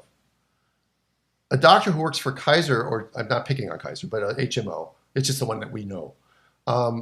Their fiduciary duty is to who? It's to Kaiser. Oh, yeah. Because if they do something that Kaiser doesn't like, they can get fired. Mm-hmm. So they have a conflict of interest. Mm-hmm. And once you start to developing these sorts of conflicts of interest of fiduciary duties, which is the duty to do right by the person, that's what it means, sort of. Trust is broken. Yeah. Let's say in last pregnancy, you used Zofran for your morning sickness. I'm not saying that, first we try all kinds of herbal stuff and natural stuff, but say you use Zofran for your sickness. Now you're pregnant with a second time and you've changed insurance companies, and I want to write your prescription for Zofran. But your insurance company, it's not on their formulary. You can't have it. What do you mean I can't have it? Nope, you can't have it. Now, a lot of people will come to me and say they can't have it, and I'll say, no. You can have it. Your insurance company's just not going to pay for it. So you can pay for it out of pocket. But people don't understand that. If people will say to me, I've heard it all the time, my insurance company says I need to do this. Like, I want your listeners to understand your insurance company has no power over you. Mm-hmm. They may have some financial things, but they can't tell you what to do or what not to do. And you have the right to say no. No in our world is a complete sentence. If somebody says, I want to do this to you now, I want to do a vaginal exam now, and you say no, that's it. Yeah. They can't. Yeah. And again, the use of coercion, which is used every day in doctors' offices, even whether it's subtle or overt, the threats of child protective services, the threats of your insurance not paying, or just skewing your counseling to say that, breech birth is dangerous, your baby's head will get stuck, your baby will die. That sort of coercion is patently unethical. And every governing body, whether it's the American Medical Association or ACOG, not organizations I'm big fans of, by the way, because I think they're corrupted as well. But everybody's statement about the use of coercion is that it's unacceptable. And yet every single day in every single doctor's office and every single hospital, it's used. And you can't eliminate your bias entirely from how you talk to people. Mm-hmm. But at least when I have learned, it's a technique that I wasn't learned in residency, but I've learned to be very clear with people that these are my opinions and that there are, I want you to seek out other options. I don't want to tell you what to do. I want you to take this information, do your due diligence, and then come back and let me know. Like a really ethical thing to do with breech birth for a doctor that doesn't do breech birth is just say to the woman, I don't do breech birth, but Dr. Chavira over there or Dr. Brock over there or Dr. Fishbein, that crazy guy that does them at home, they know how to do breech birth. Mm-hmm. Right? Go have a conversation with them or a consult with them and then call me and let me know what you said and we'll talk about it. That would be completely ethical. Mm-hmm. But it's not ethical for him to tell you that your only option is a C-section and that he'll do it. Mm-hmm. Absolutely. Right. So I want to get back to the cascade of interventions. When I mentioned getting induced, you had to go to the Pitocin, like you started with the Pitocin, but then also the epidural and potentially the C-section. Yeah. So because it's all connected. Yeah. So I feel like you touched on that pretty well. Let's talk about a few other things that are really common procedures to do in hospitals, like continuous fetal monitoring. Why do they do it? What are the benefits and the cons? Okay, continuous fetal monitoring came in vogue in the 70s. It was done on a very small sample, and they thought that this is going to be brilliant because we're going to end neonatal intrapartum death and cerebral palsy. And when they brought it into play, C-section rates in the United States were 5%.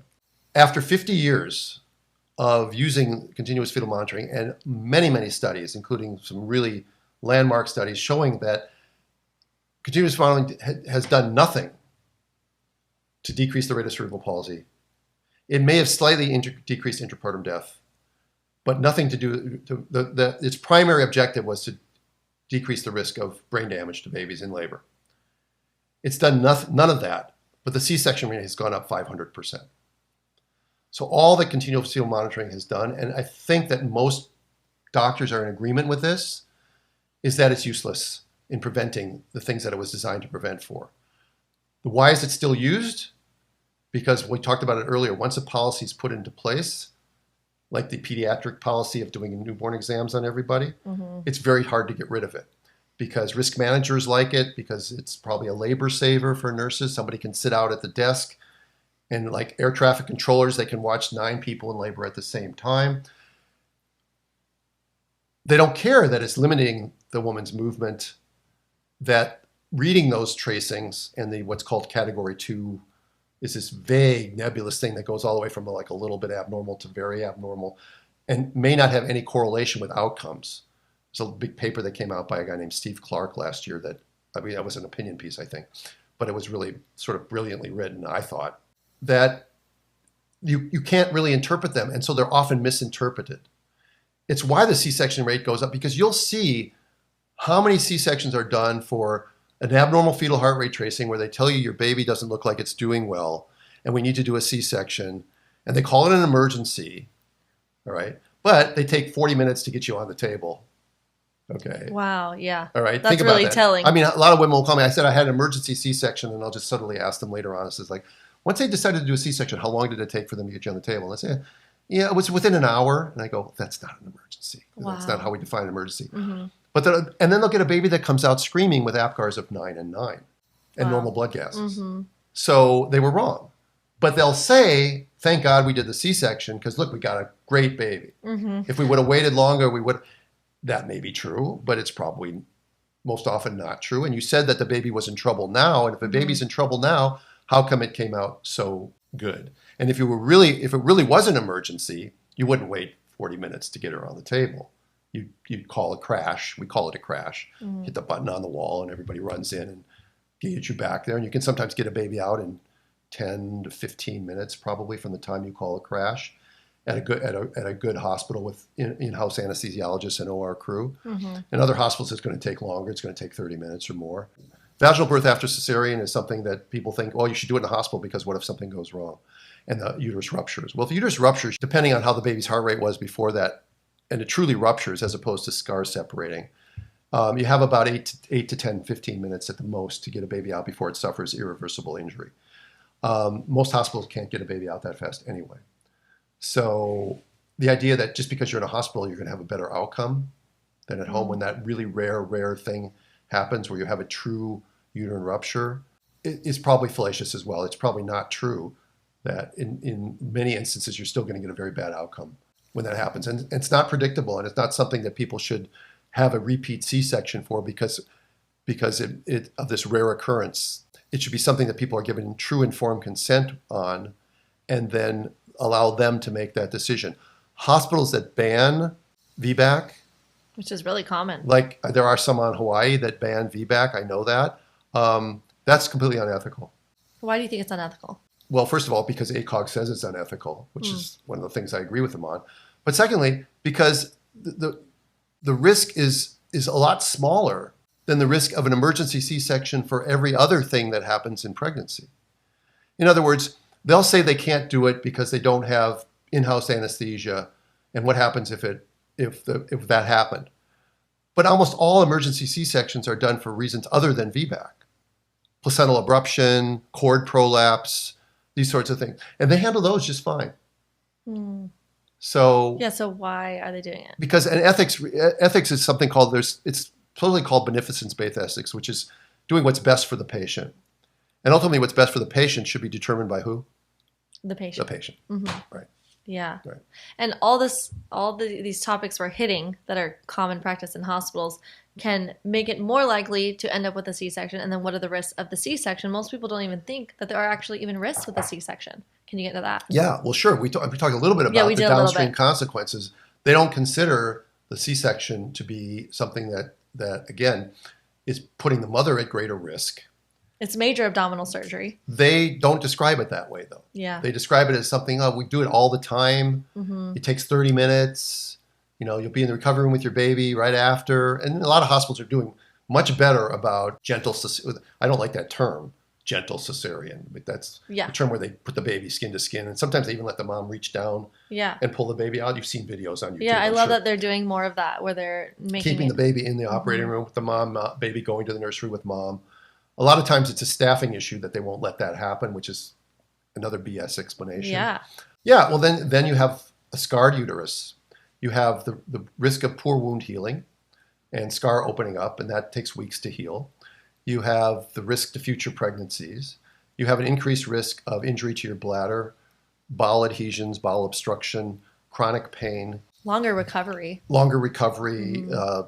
Sometimes evidence does seem to support more dysfunctional breastfeeding when that happens. So, and then there's also the factor of, sorry to interrupt, but the factor of the benefits of a vaginal delivery for the baby's immune system. Yeah, I was going to just say that the microbiome and the epigenetics of the baby long term of being born in a way that nature didn't design. No, I don't think any doctor talks like I do who doesn't say that C-sections for some are a godsend. Yeah, absolutely. Right, and we're not bashing them, but the percentage should be 10%, maybe. I mean, in this day and age, but it certainly shouldn't be 30, 35%. And there, some hospitals have 40, 50% cesarean section rate. No doctor is going to openly say, yeah, I have a 60% C-section rate.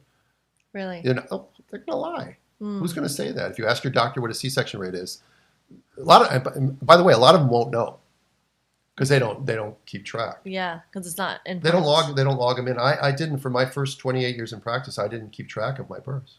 I read somewhere that there are higher rates of C-sections at certain times of the day when the doctor wants to get home in time for dinner or go in time. Well, that seems to be relatively true. There was a paper that came out that showed peaks at like 7 a.m. and 5 p.m. Yeah.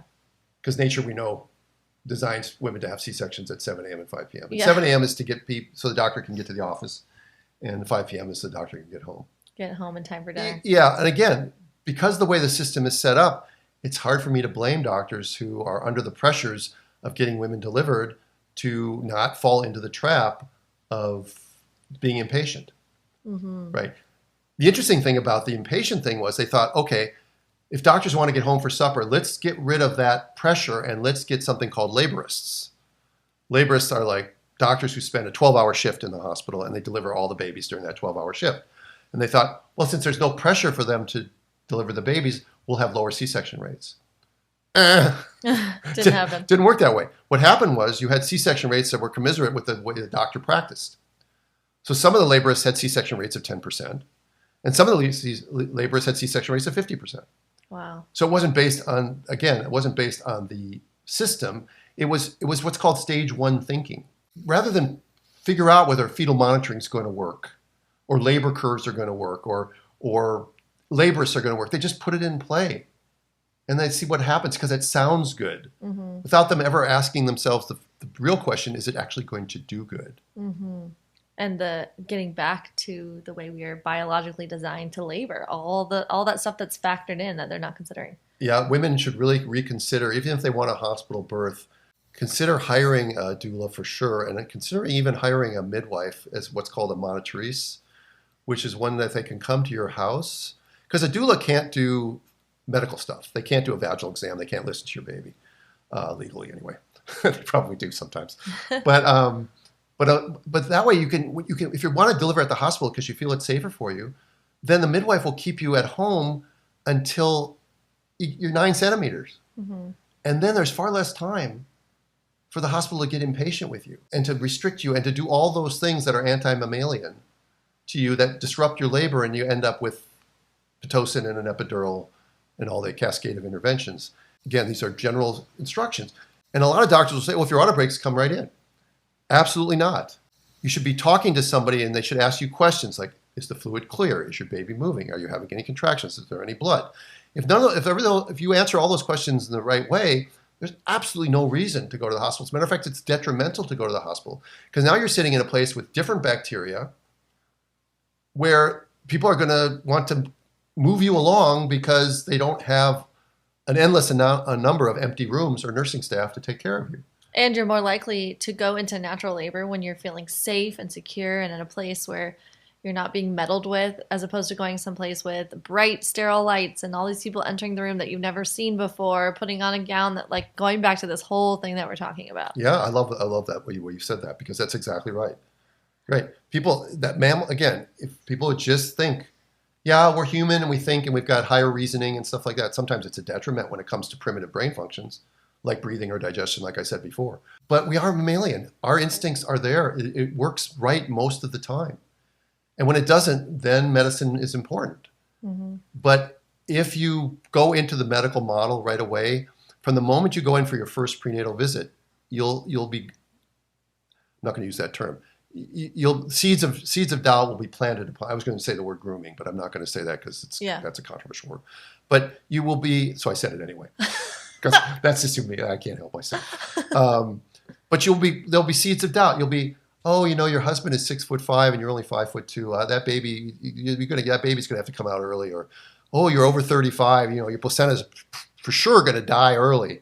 And they'll say things like that. Or they'll do an ultrasound at 20 weeks and they'll see one little abnormal marker in a woman that's already had normal genetic screening, that NIPT testing that's done around 10, 11 weeks. And it means absolutely nothing. And you know it, and I know it. But the maternal fetal medicine doctor will say, well, this little thing in the brain doesn't really mean anything, but I want to see you back in 6 weeks just to be sure it's gone. So what is that woman thinking about for 6 weeks? Mm-hmm. There's something wrong with my baby's brain. Mm-hmm.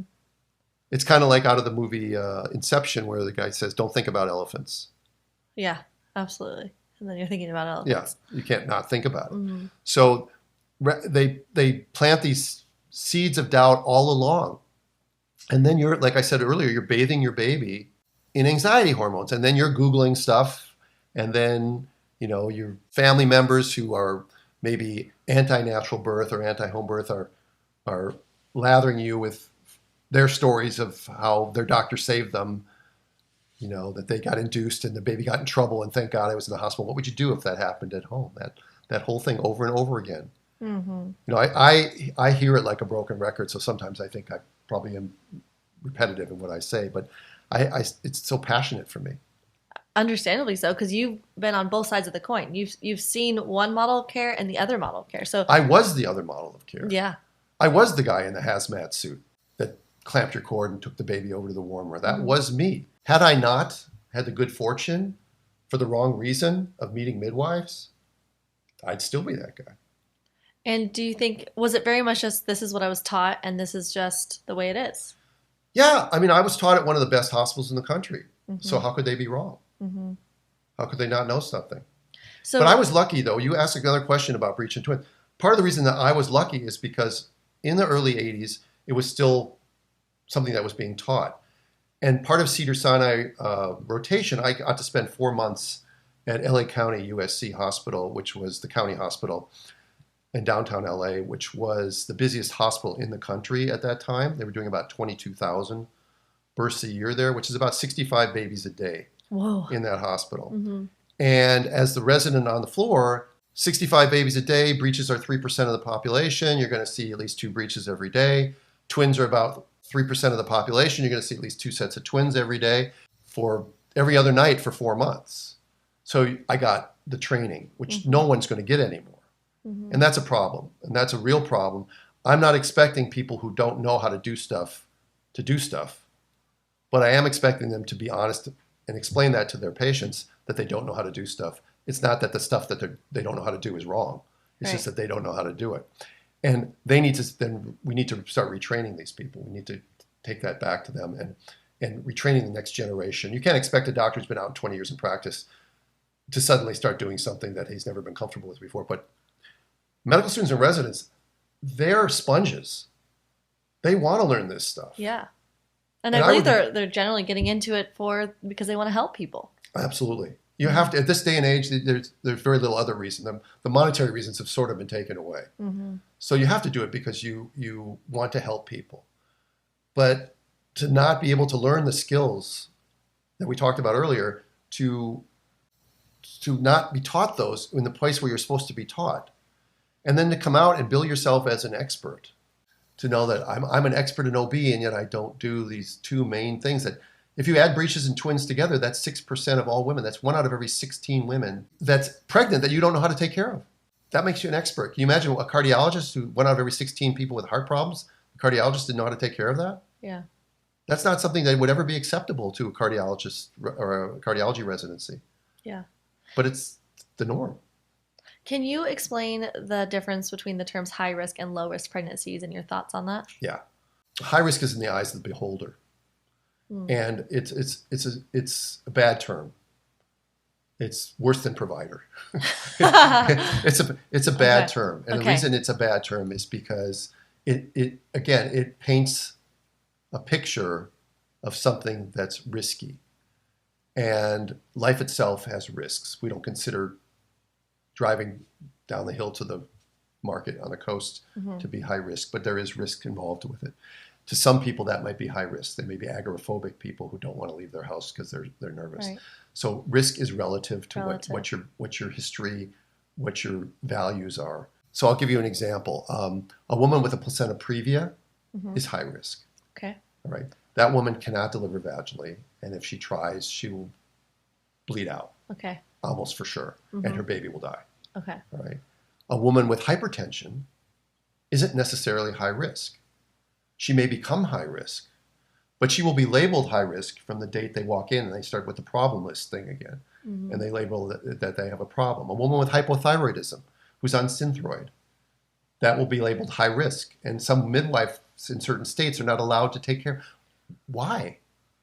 The birth has nothing to do with that. If her thyroid is working fine on medication, or if her hypertension is well controlled, what's going to happen in labor if she does? I'm not talking about preeclamptics, but what's going to happen in labor if her blood pressure gets really, really high in labor at home?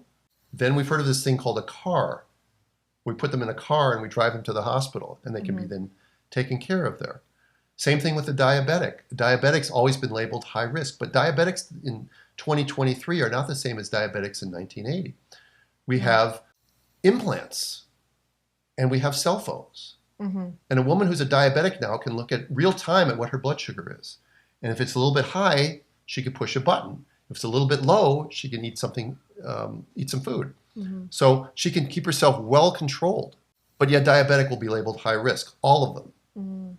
A woman with a breech baby will be labeled high risk. A woman who's over 35, one of the dumbest things ever, will be labeled high risk by people who want to label somebody high risk. And here's a good question. By telling a woman she's high risk, do you make her more high risk? And the answer is yes. I mean, yeah. I think that's something definitely missing in our medical schooling, the importance of the power of the mind. This is not really taken into consideration. But you've heard of white coat syndrome. There are women that come into the office and their blood pressures are 140 over 80. And they go home and it's 120 over 70. Consistently 120 over 70. But if they're 140 over 80 and they go to a physician or a HMO that has a algorithm, they'll say, well, that's hypertensive. We need to talk about starting fetal testing on you and inducing your labor at 39 weeks or even earlier if there's a problem, maybe even giving you steroids. I mean, again, they can't individualize their care. So part of that is their own human nature, and part of that is their training. Your children, when they grow up, right, will never look at birth with the same sort of anxiety that people on the west side of Los Angeles' children generally will look at. They'll see birth as normal, normal natural function of the body. And they'll look at it differently. So we talked a lot about what is wrong with our modern medical system for birth. Can you touch on what you see as that they're doing right, or what we can improve on? Just a little positive note going.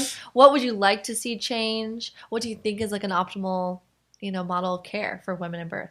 Well, midwifery for obstetrics, we're talking about, not all healthcare. Yes. I mean, the medical model it's probably seen its time and needs to go. We're talking birth. I'm not talking about heart surgery or cancer surgery or those sorts of things. I'm talking about the model of taking your kid to the pediatrician every year or getting a pap smear every year. There's no reason for those sorts of things. They've just ingrained in us. All right. If someone's at high risk for an abnormal pap smear, they should have more than pap smears more than every year. And if someone is in a monogamous relationship or has never been sexually active, then she doesn't need a pap smear. Okay. But we do things in a regular way. So getting away from that. But I think for obstetrics, for people listening, hiring a midwife for your prenatal care is really ultimately important, because you will see another way of doing something. And midwives are not there to brainwash you.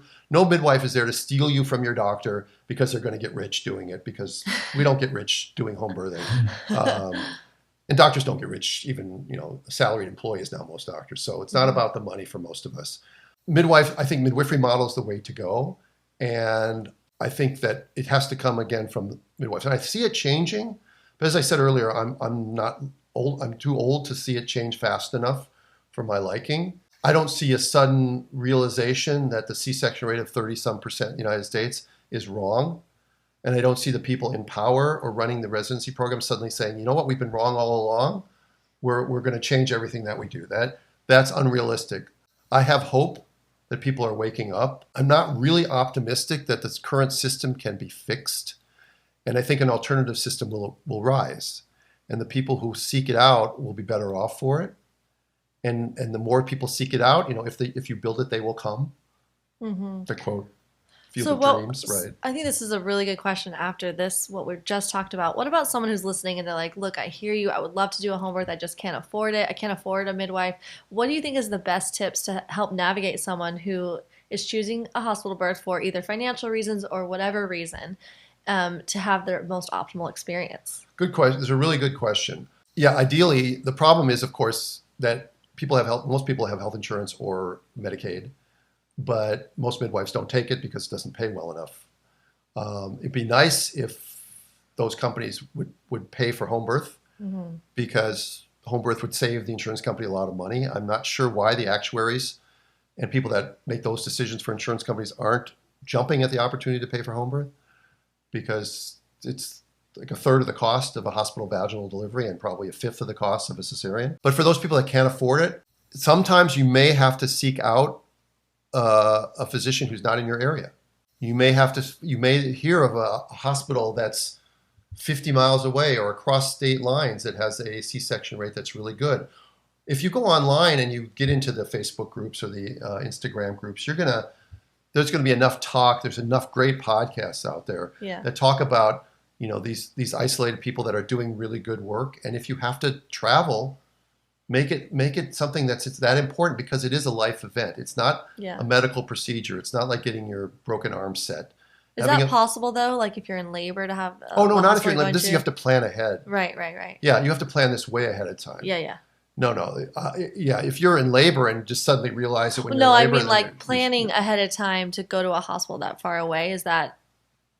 Well, generally yes, you can. I mean, if it's 50 miles, that's no problem, unless it's your fourth baby, in which case it's going to come really fast, and then you probably should stay home anyway. Yeah. But, there is no great answer right now.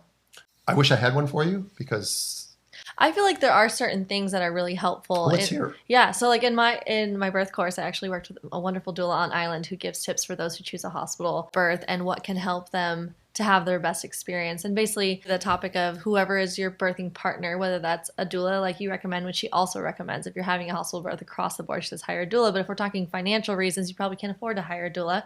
So who your birthing partner is, likely your spouse or love partner, to be the best advocate for you and to help you use your voice and speak clearly about your birth plan, and to find a physician. Like there's red flags, right, on to know a physician that's going to work with you for your desires versus one that isn't. I feel like you also have spoken on this somewhere about red flags on what would be a best physician for you. Yeah, we did a whole thing about red flags. Yeah. Do you feel, when you go into your prenatal visit, do you feel worse when you come out or better? Mm-hmm. If you feel worse when you come out, then that's not the practitioner for you. Yeah. Oh, I agree 100%. I was going off on a different tangent with the question, but yeah, having your doula and your partner. The problem, of course, is if you still have a hospital that is obtuse, then you don't want to be in for that fight ahead of time. So theoretically, if you can go to your hospital, weeks before labor and have a conversation with the charge nurse or a conversation with your doctor or whatever, and say, this is what we want to do. Will you be supportive of this in labor? Because you don't really want that conflict going on in labor, certainly not in the labor room. And if your partner or your sister or your doula wants to have a conversation with the nurse about what they're recommending, or the doctor, take it out in the hall. Definitely do that. Leave the birth space as sacred as you can possibly keep it. As quiet and as peaceful. You take all that. Don't have a TV on. Yeah. People. Dim the lights if you can, type of things. Like there was different things that Haley Callahan, who's in our birth course, was explaining, like bringing different things to help you feel the most at home and safe. Bringing the pillow that really makes you feel comfortable. Wearing your jammies. Yeah, like we talked about earlier. Yes. But that's not going to solve the problem, the bigger problem, which is what I was trying to address. Oh, no, totally. I think it's all relative. If we make more midwives, then... Relevant. I didn't mean relative. It's all relevant. Yeah. If we make more midwives, then of course, if we have more supply and demand, it'll work both ways, but it will also keep the costs down. Mm-hmm. I mean, if there's zero competition, then the prices won't go up. But I would also say to people who say they can't afford it, rethink that philosophy. Mm-hmm. All right, you're planning to have a child. Maybe it's an oops, and you got pregnant, but you got 9 months to figure that out. Mm-hmm. Maybe you could start saving away for your children, put it away. A typical midwife in one of the states in the United States is going to be anywhere from $3,500 to $7,000, depending on, if you're in the big cities, it's going to be more. Mm-hmm. But you really can't afford $4,000.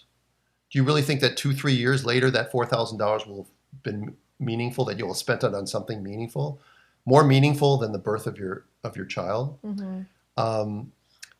I think it really comes down to priorities too. Like for some people, $4,000 is a lot of money, but you can find different ways to save up that money, or ways to make extra money, work some extra shifts, like either your partner's working. You can barter with your midwife, theoretically. Yeah. You can also, instead of having a baby shower where people give you things that are going to sit in the wrapper until the baby's 5 years old, have a baby shower where people just donate to a Give, Send, Go or something. Yeah, ask people to help support you in that way.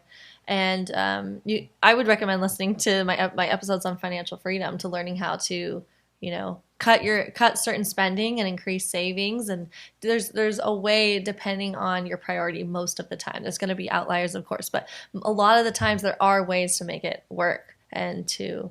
Yeah, it is a life event, and it's, other than maybe your wedding day, I mean, even sometimes birth of your children is even more precious than that. It's probably one of the two most precious days in your life, and you would never scrimp on your wedding day, and so just because you have an insurance card doesn't mean you have to use your insurance card. It's like the thing about the prescription. It's like your insurance says you can't have that. Well, who are they to tell you that? Yeah, it does cost money, but it's an investment in your baby's start, and again, because it's so important how your baby starts out.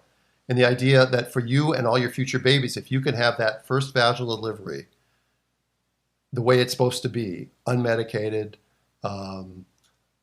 unfettered, immediate skin to skin, no cord clamping till the placenta's been in a bowl for an hour or two, you're giving your baby the best possible start that nature designed, and all your future babies as well. So you have to decide what's a priority for people. Some people, that's not a priority for them, and I understand that. And those people won't be touched. They probably won't be watching this episode. Yeah, but I imagine a lot of people watching or listening to this episode are maybe in a place of wanting a VBAC, or maybe they are having twins. So to kind of round out this conversation, what final words of encouragement do you have for people who are really looking to go for their VBAC, and maybe they're getting a lot of pushback, or just feeling nervous about it? Maybe you can share just your thoughts, because this is kind of your specialty. It's like assisting midwives at home for VBACs and twin and breech delivery. Well, VBACs... Not as much VBACs. Yeah, right? It's really interesting because VBAC, breech, and twin are always lumped together. Right. Breech and twin require a specific skill set. VBAC is just a vaginal birth. Yeah, that's super important to share. Right. So we'll talk about that one first.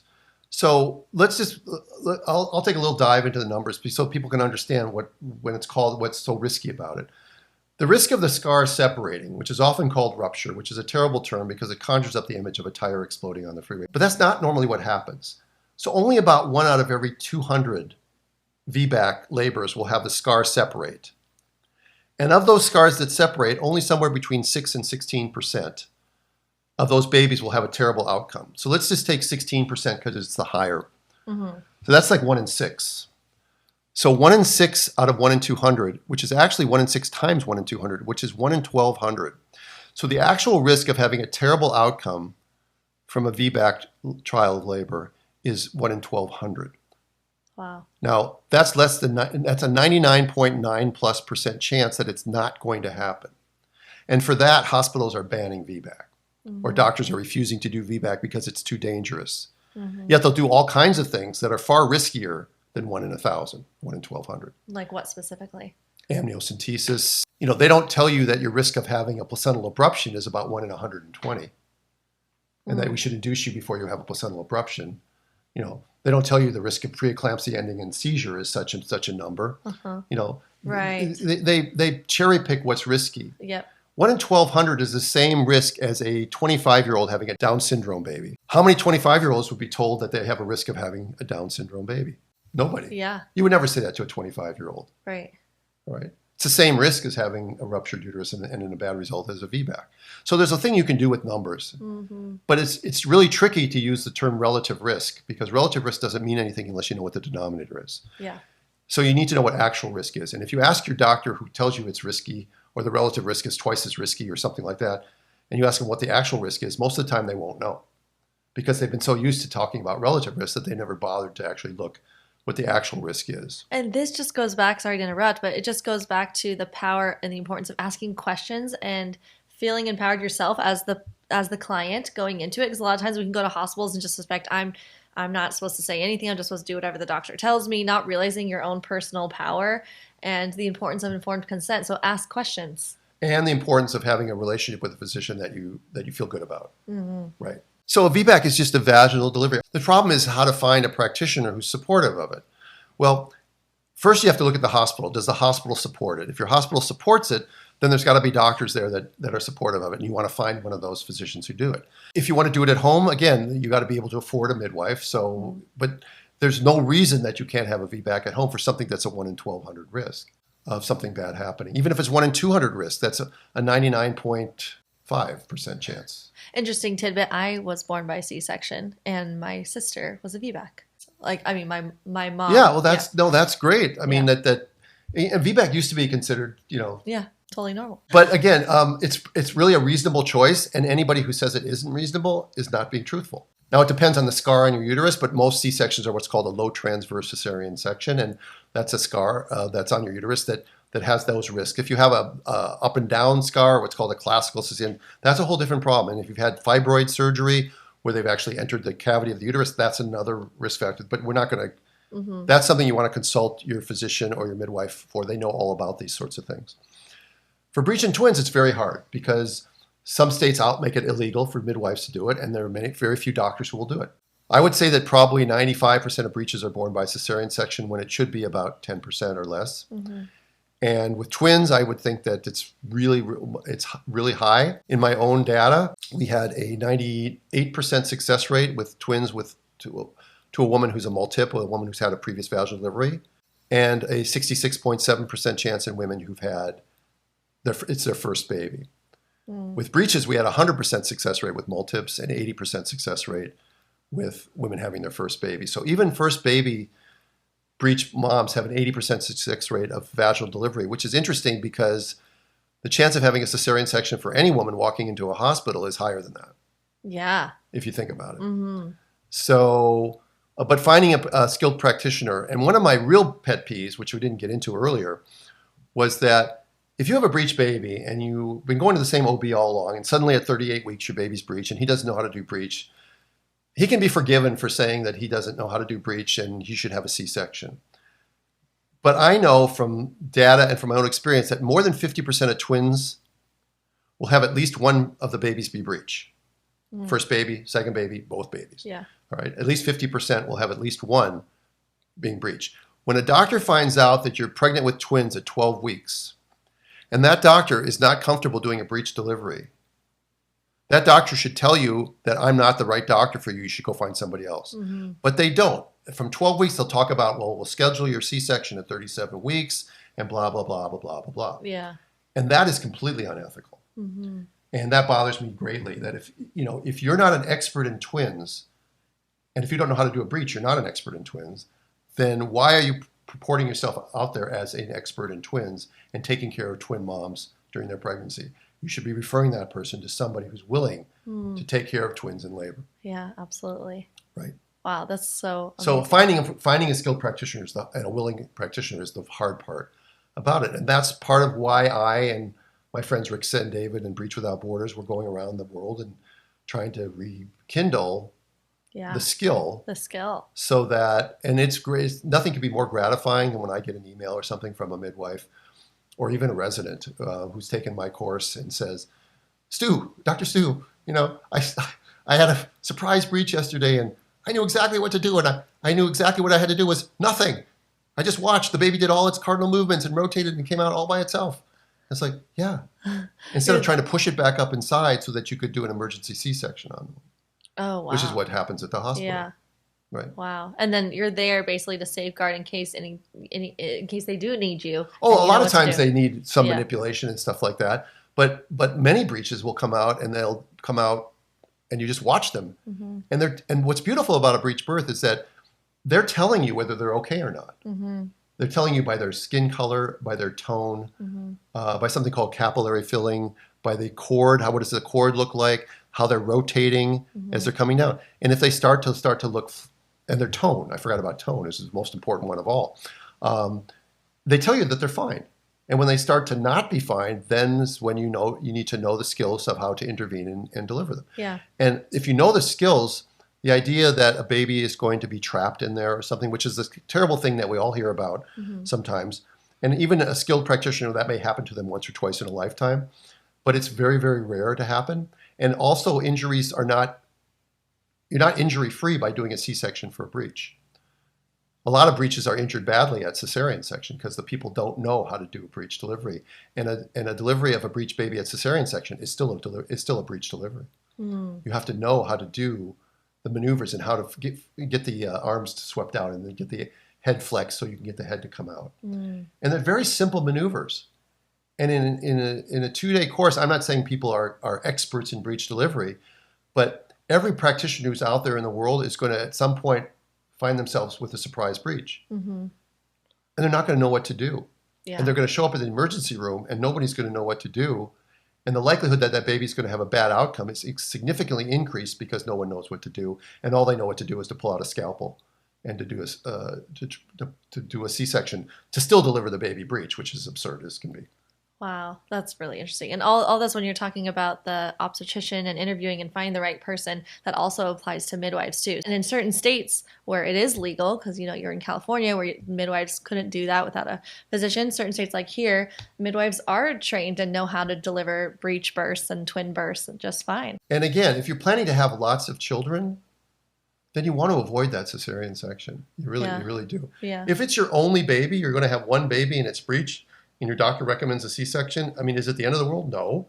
Yeah. But then you want to do things like skin to skin right away and maybe even vaginal seeding. Yeah. You know what that is? You've heard of that? No. Oh, vaginal seeding is a very interesting, relatively new idea, which makes perfect sense. And your microbiome guys probably know all about this. But about an hour before you take a woman for her C-section, you take a surgical sponge, you soak it in saline, and you put it in the woman's vagina. Okay. And you leave it there for an hour. Okay. And then just before you prep the abdomen and you prep the woman for the cesarean section, you pull the sponge out and you put it in a sterile container. And then when you deliver the baby, you take the sponge and you wipe the baby's nose and mouth and face interesting. with the sponge that's got soaked up mom's microbiome for the last hour in a sterile, in a safe sponge without any antibiotic or betadine or anything like that. And in theory, it makes perfect sense because that first gut colonization and that first respiratory tract colonization is ultimately sets you up for life. And when we know that women who are born by scheduled repeat cesarean section where babies are not exposed to that, they have a higher rate of childhood asthma. They have a rate of autoimmune disorders and adult onset diabetes as well. Wow. Probably all related to the microbiome. Super interesting. Right. We have a long way to go still, I feel like, when it comes to not to going back to nature and understanding the simplicity of actually how healthy and normal birth is, but in regards to ways that we can make the hospital experience better. Yeah, it is fairly obvious what we're doing wrong. Yeah. And it's fairly obvious what nature designed. And it's brilliant to have doctors who really care and are able to take care of us when we want to. And again, I want to reiterate one more time that the doctors and nurses are not, well, they are the problem, but they're not the cause of the problem, right? They really want to do good, and I really do believe it. I mean, there's obviously some that are just... outliers. Yeah, they're outliers. That's a good word for it. That are really difficult to deal with, but that don't like their job anymore, that are unhappy in their job, and you can really see it sometimes. And one of the good clues that I have for people that don't know about, if they move to a new community, and they're wanting to find, I need to find a doctor in the community. How would I find a doctor in a new community? One of the things you can do, and the nurses love this, is you can call labor and delivery and speak to one of the nurses in labor and delivery and ask them, if you were pregnant, who would you go to? Because the nurses in labor and delivery know the doctors. They know their bedside manner. They know their skill set. They know if they're, surgically good. They know that some doctors will cut episiotomies on everybody. Some doctors are really impatient. Other doctors are really kind and gentle, and they'll let you go a lot longer. They won't say, if you're pushing for 2 hours and your baby isn't out, we're going to do a section.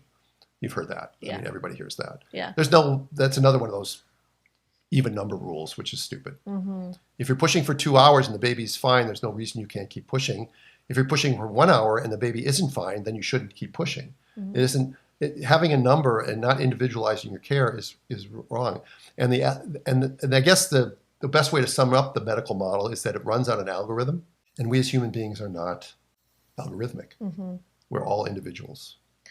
So informed consent being pretty much the biggest factor here in this conversation. Part of the informed consent is just like listening to different opinions, coming here into this conversation. Is there any other recommendation you have for, like, my last question for you, for anyone listening who really wants to be fully informed before they make all their decisions?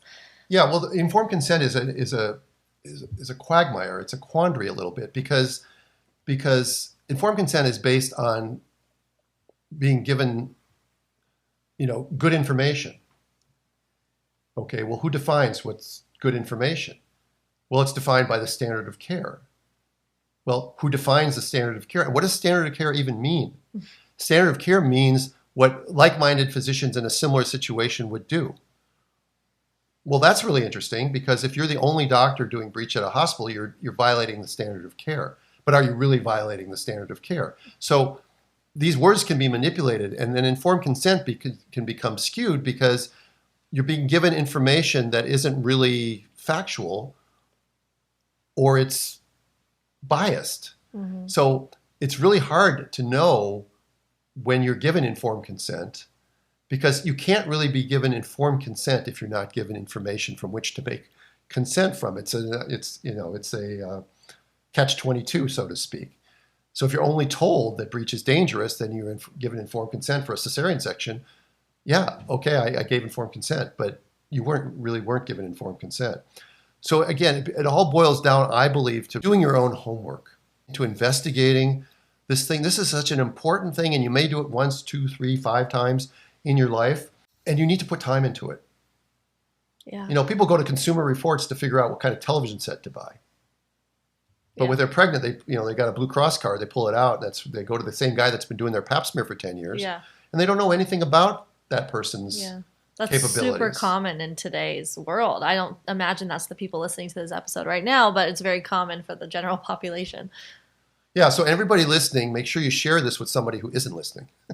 Yes. because sometimes I do feel like we preach to the choir. Mm-hmm.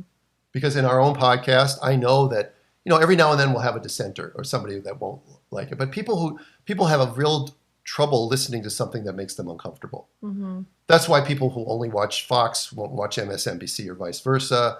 That sort of thing. It makes them uncomfortable to hear things. Mm-hmm.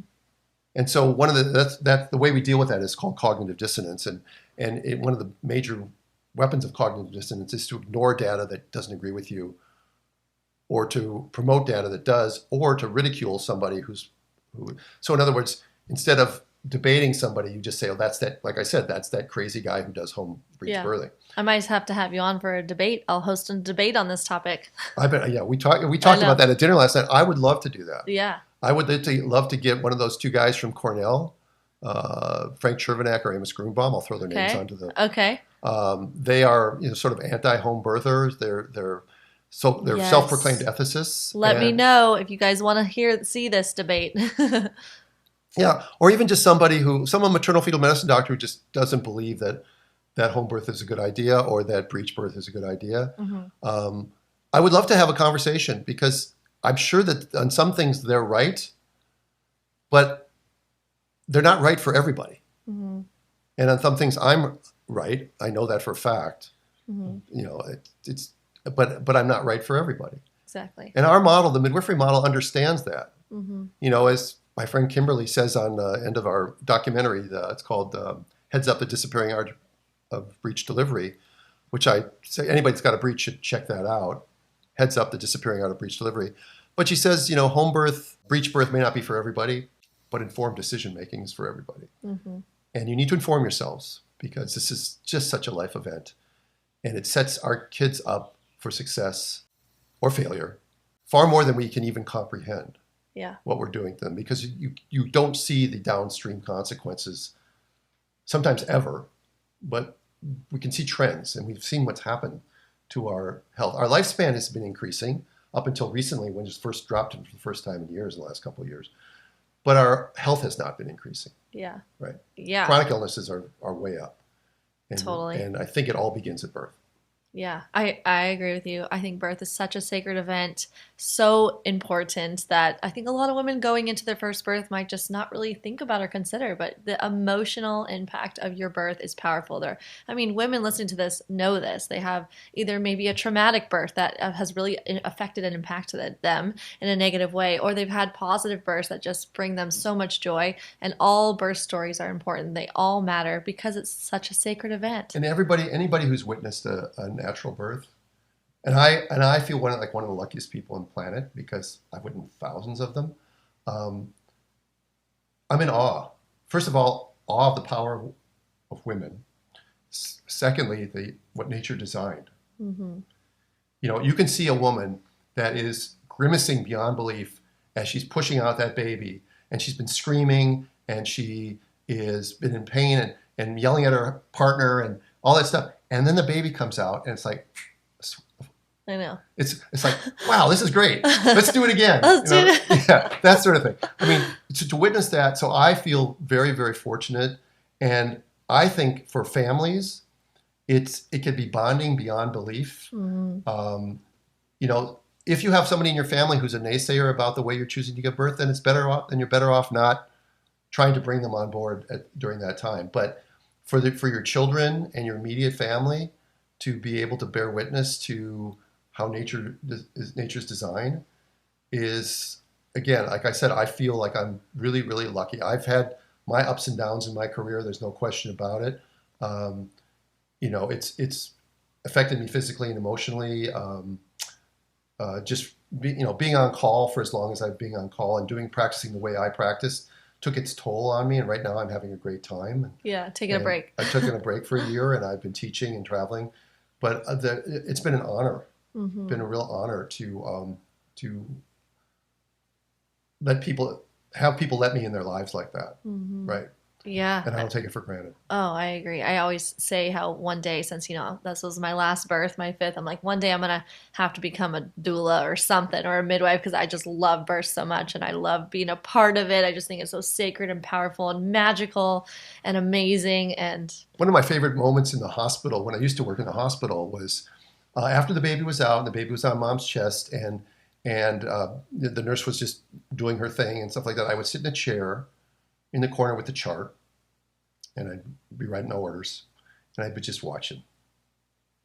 And again, most people never have the opportunity to see what I Yeah. saw, and just to see, the husband or the partner and the woman kissing each other, and looking at their baby and talking to their baby, and the best. Yeah, It's the best moment of your life. And the nurses knowing enough to leave them alone. Mm-hmm.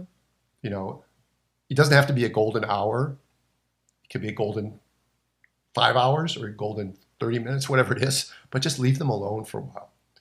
Just let them come down and just keep the room silent, and just let the sounds of the room. It's just, yeah, I'm just very lucky.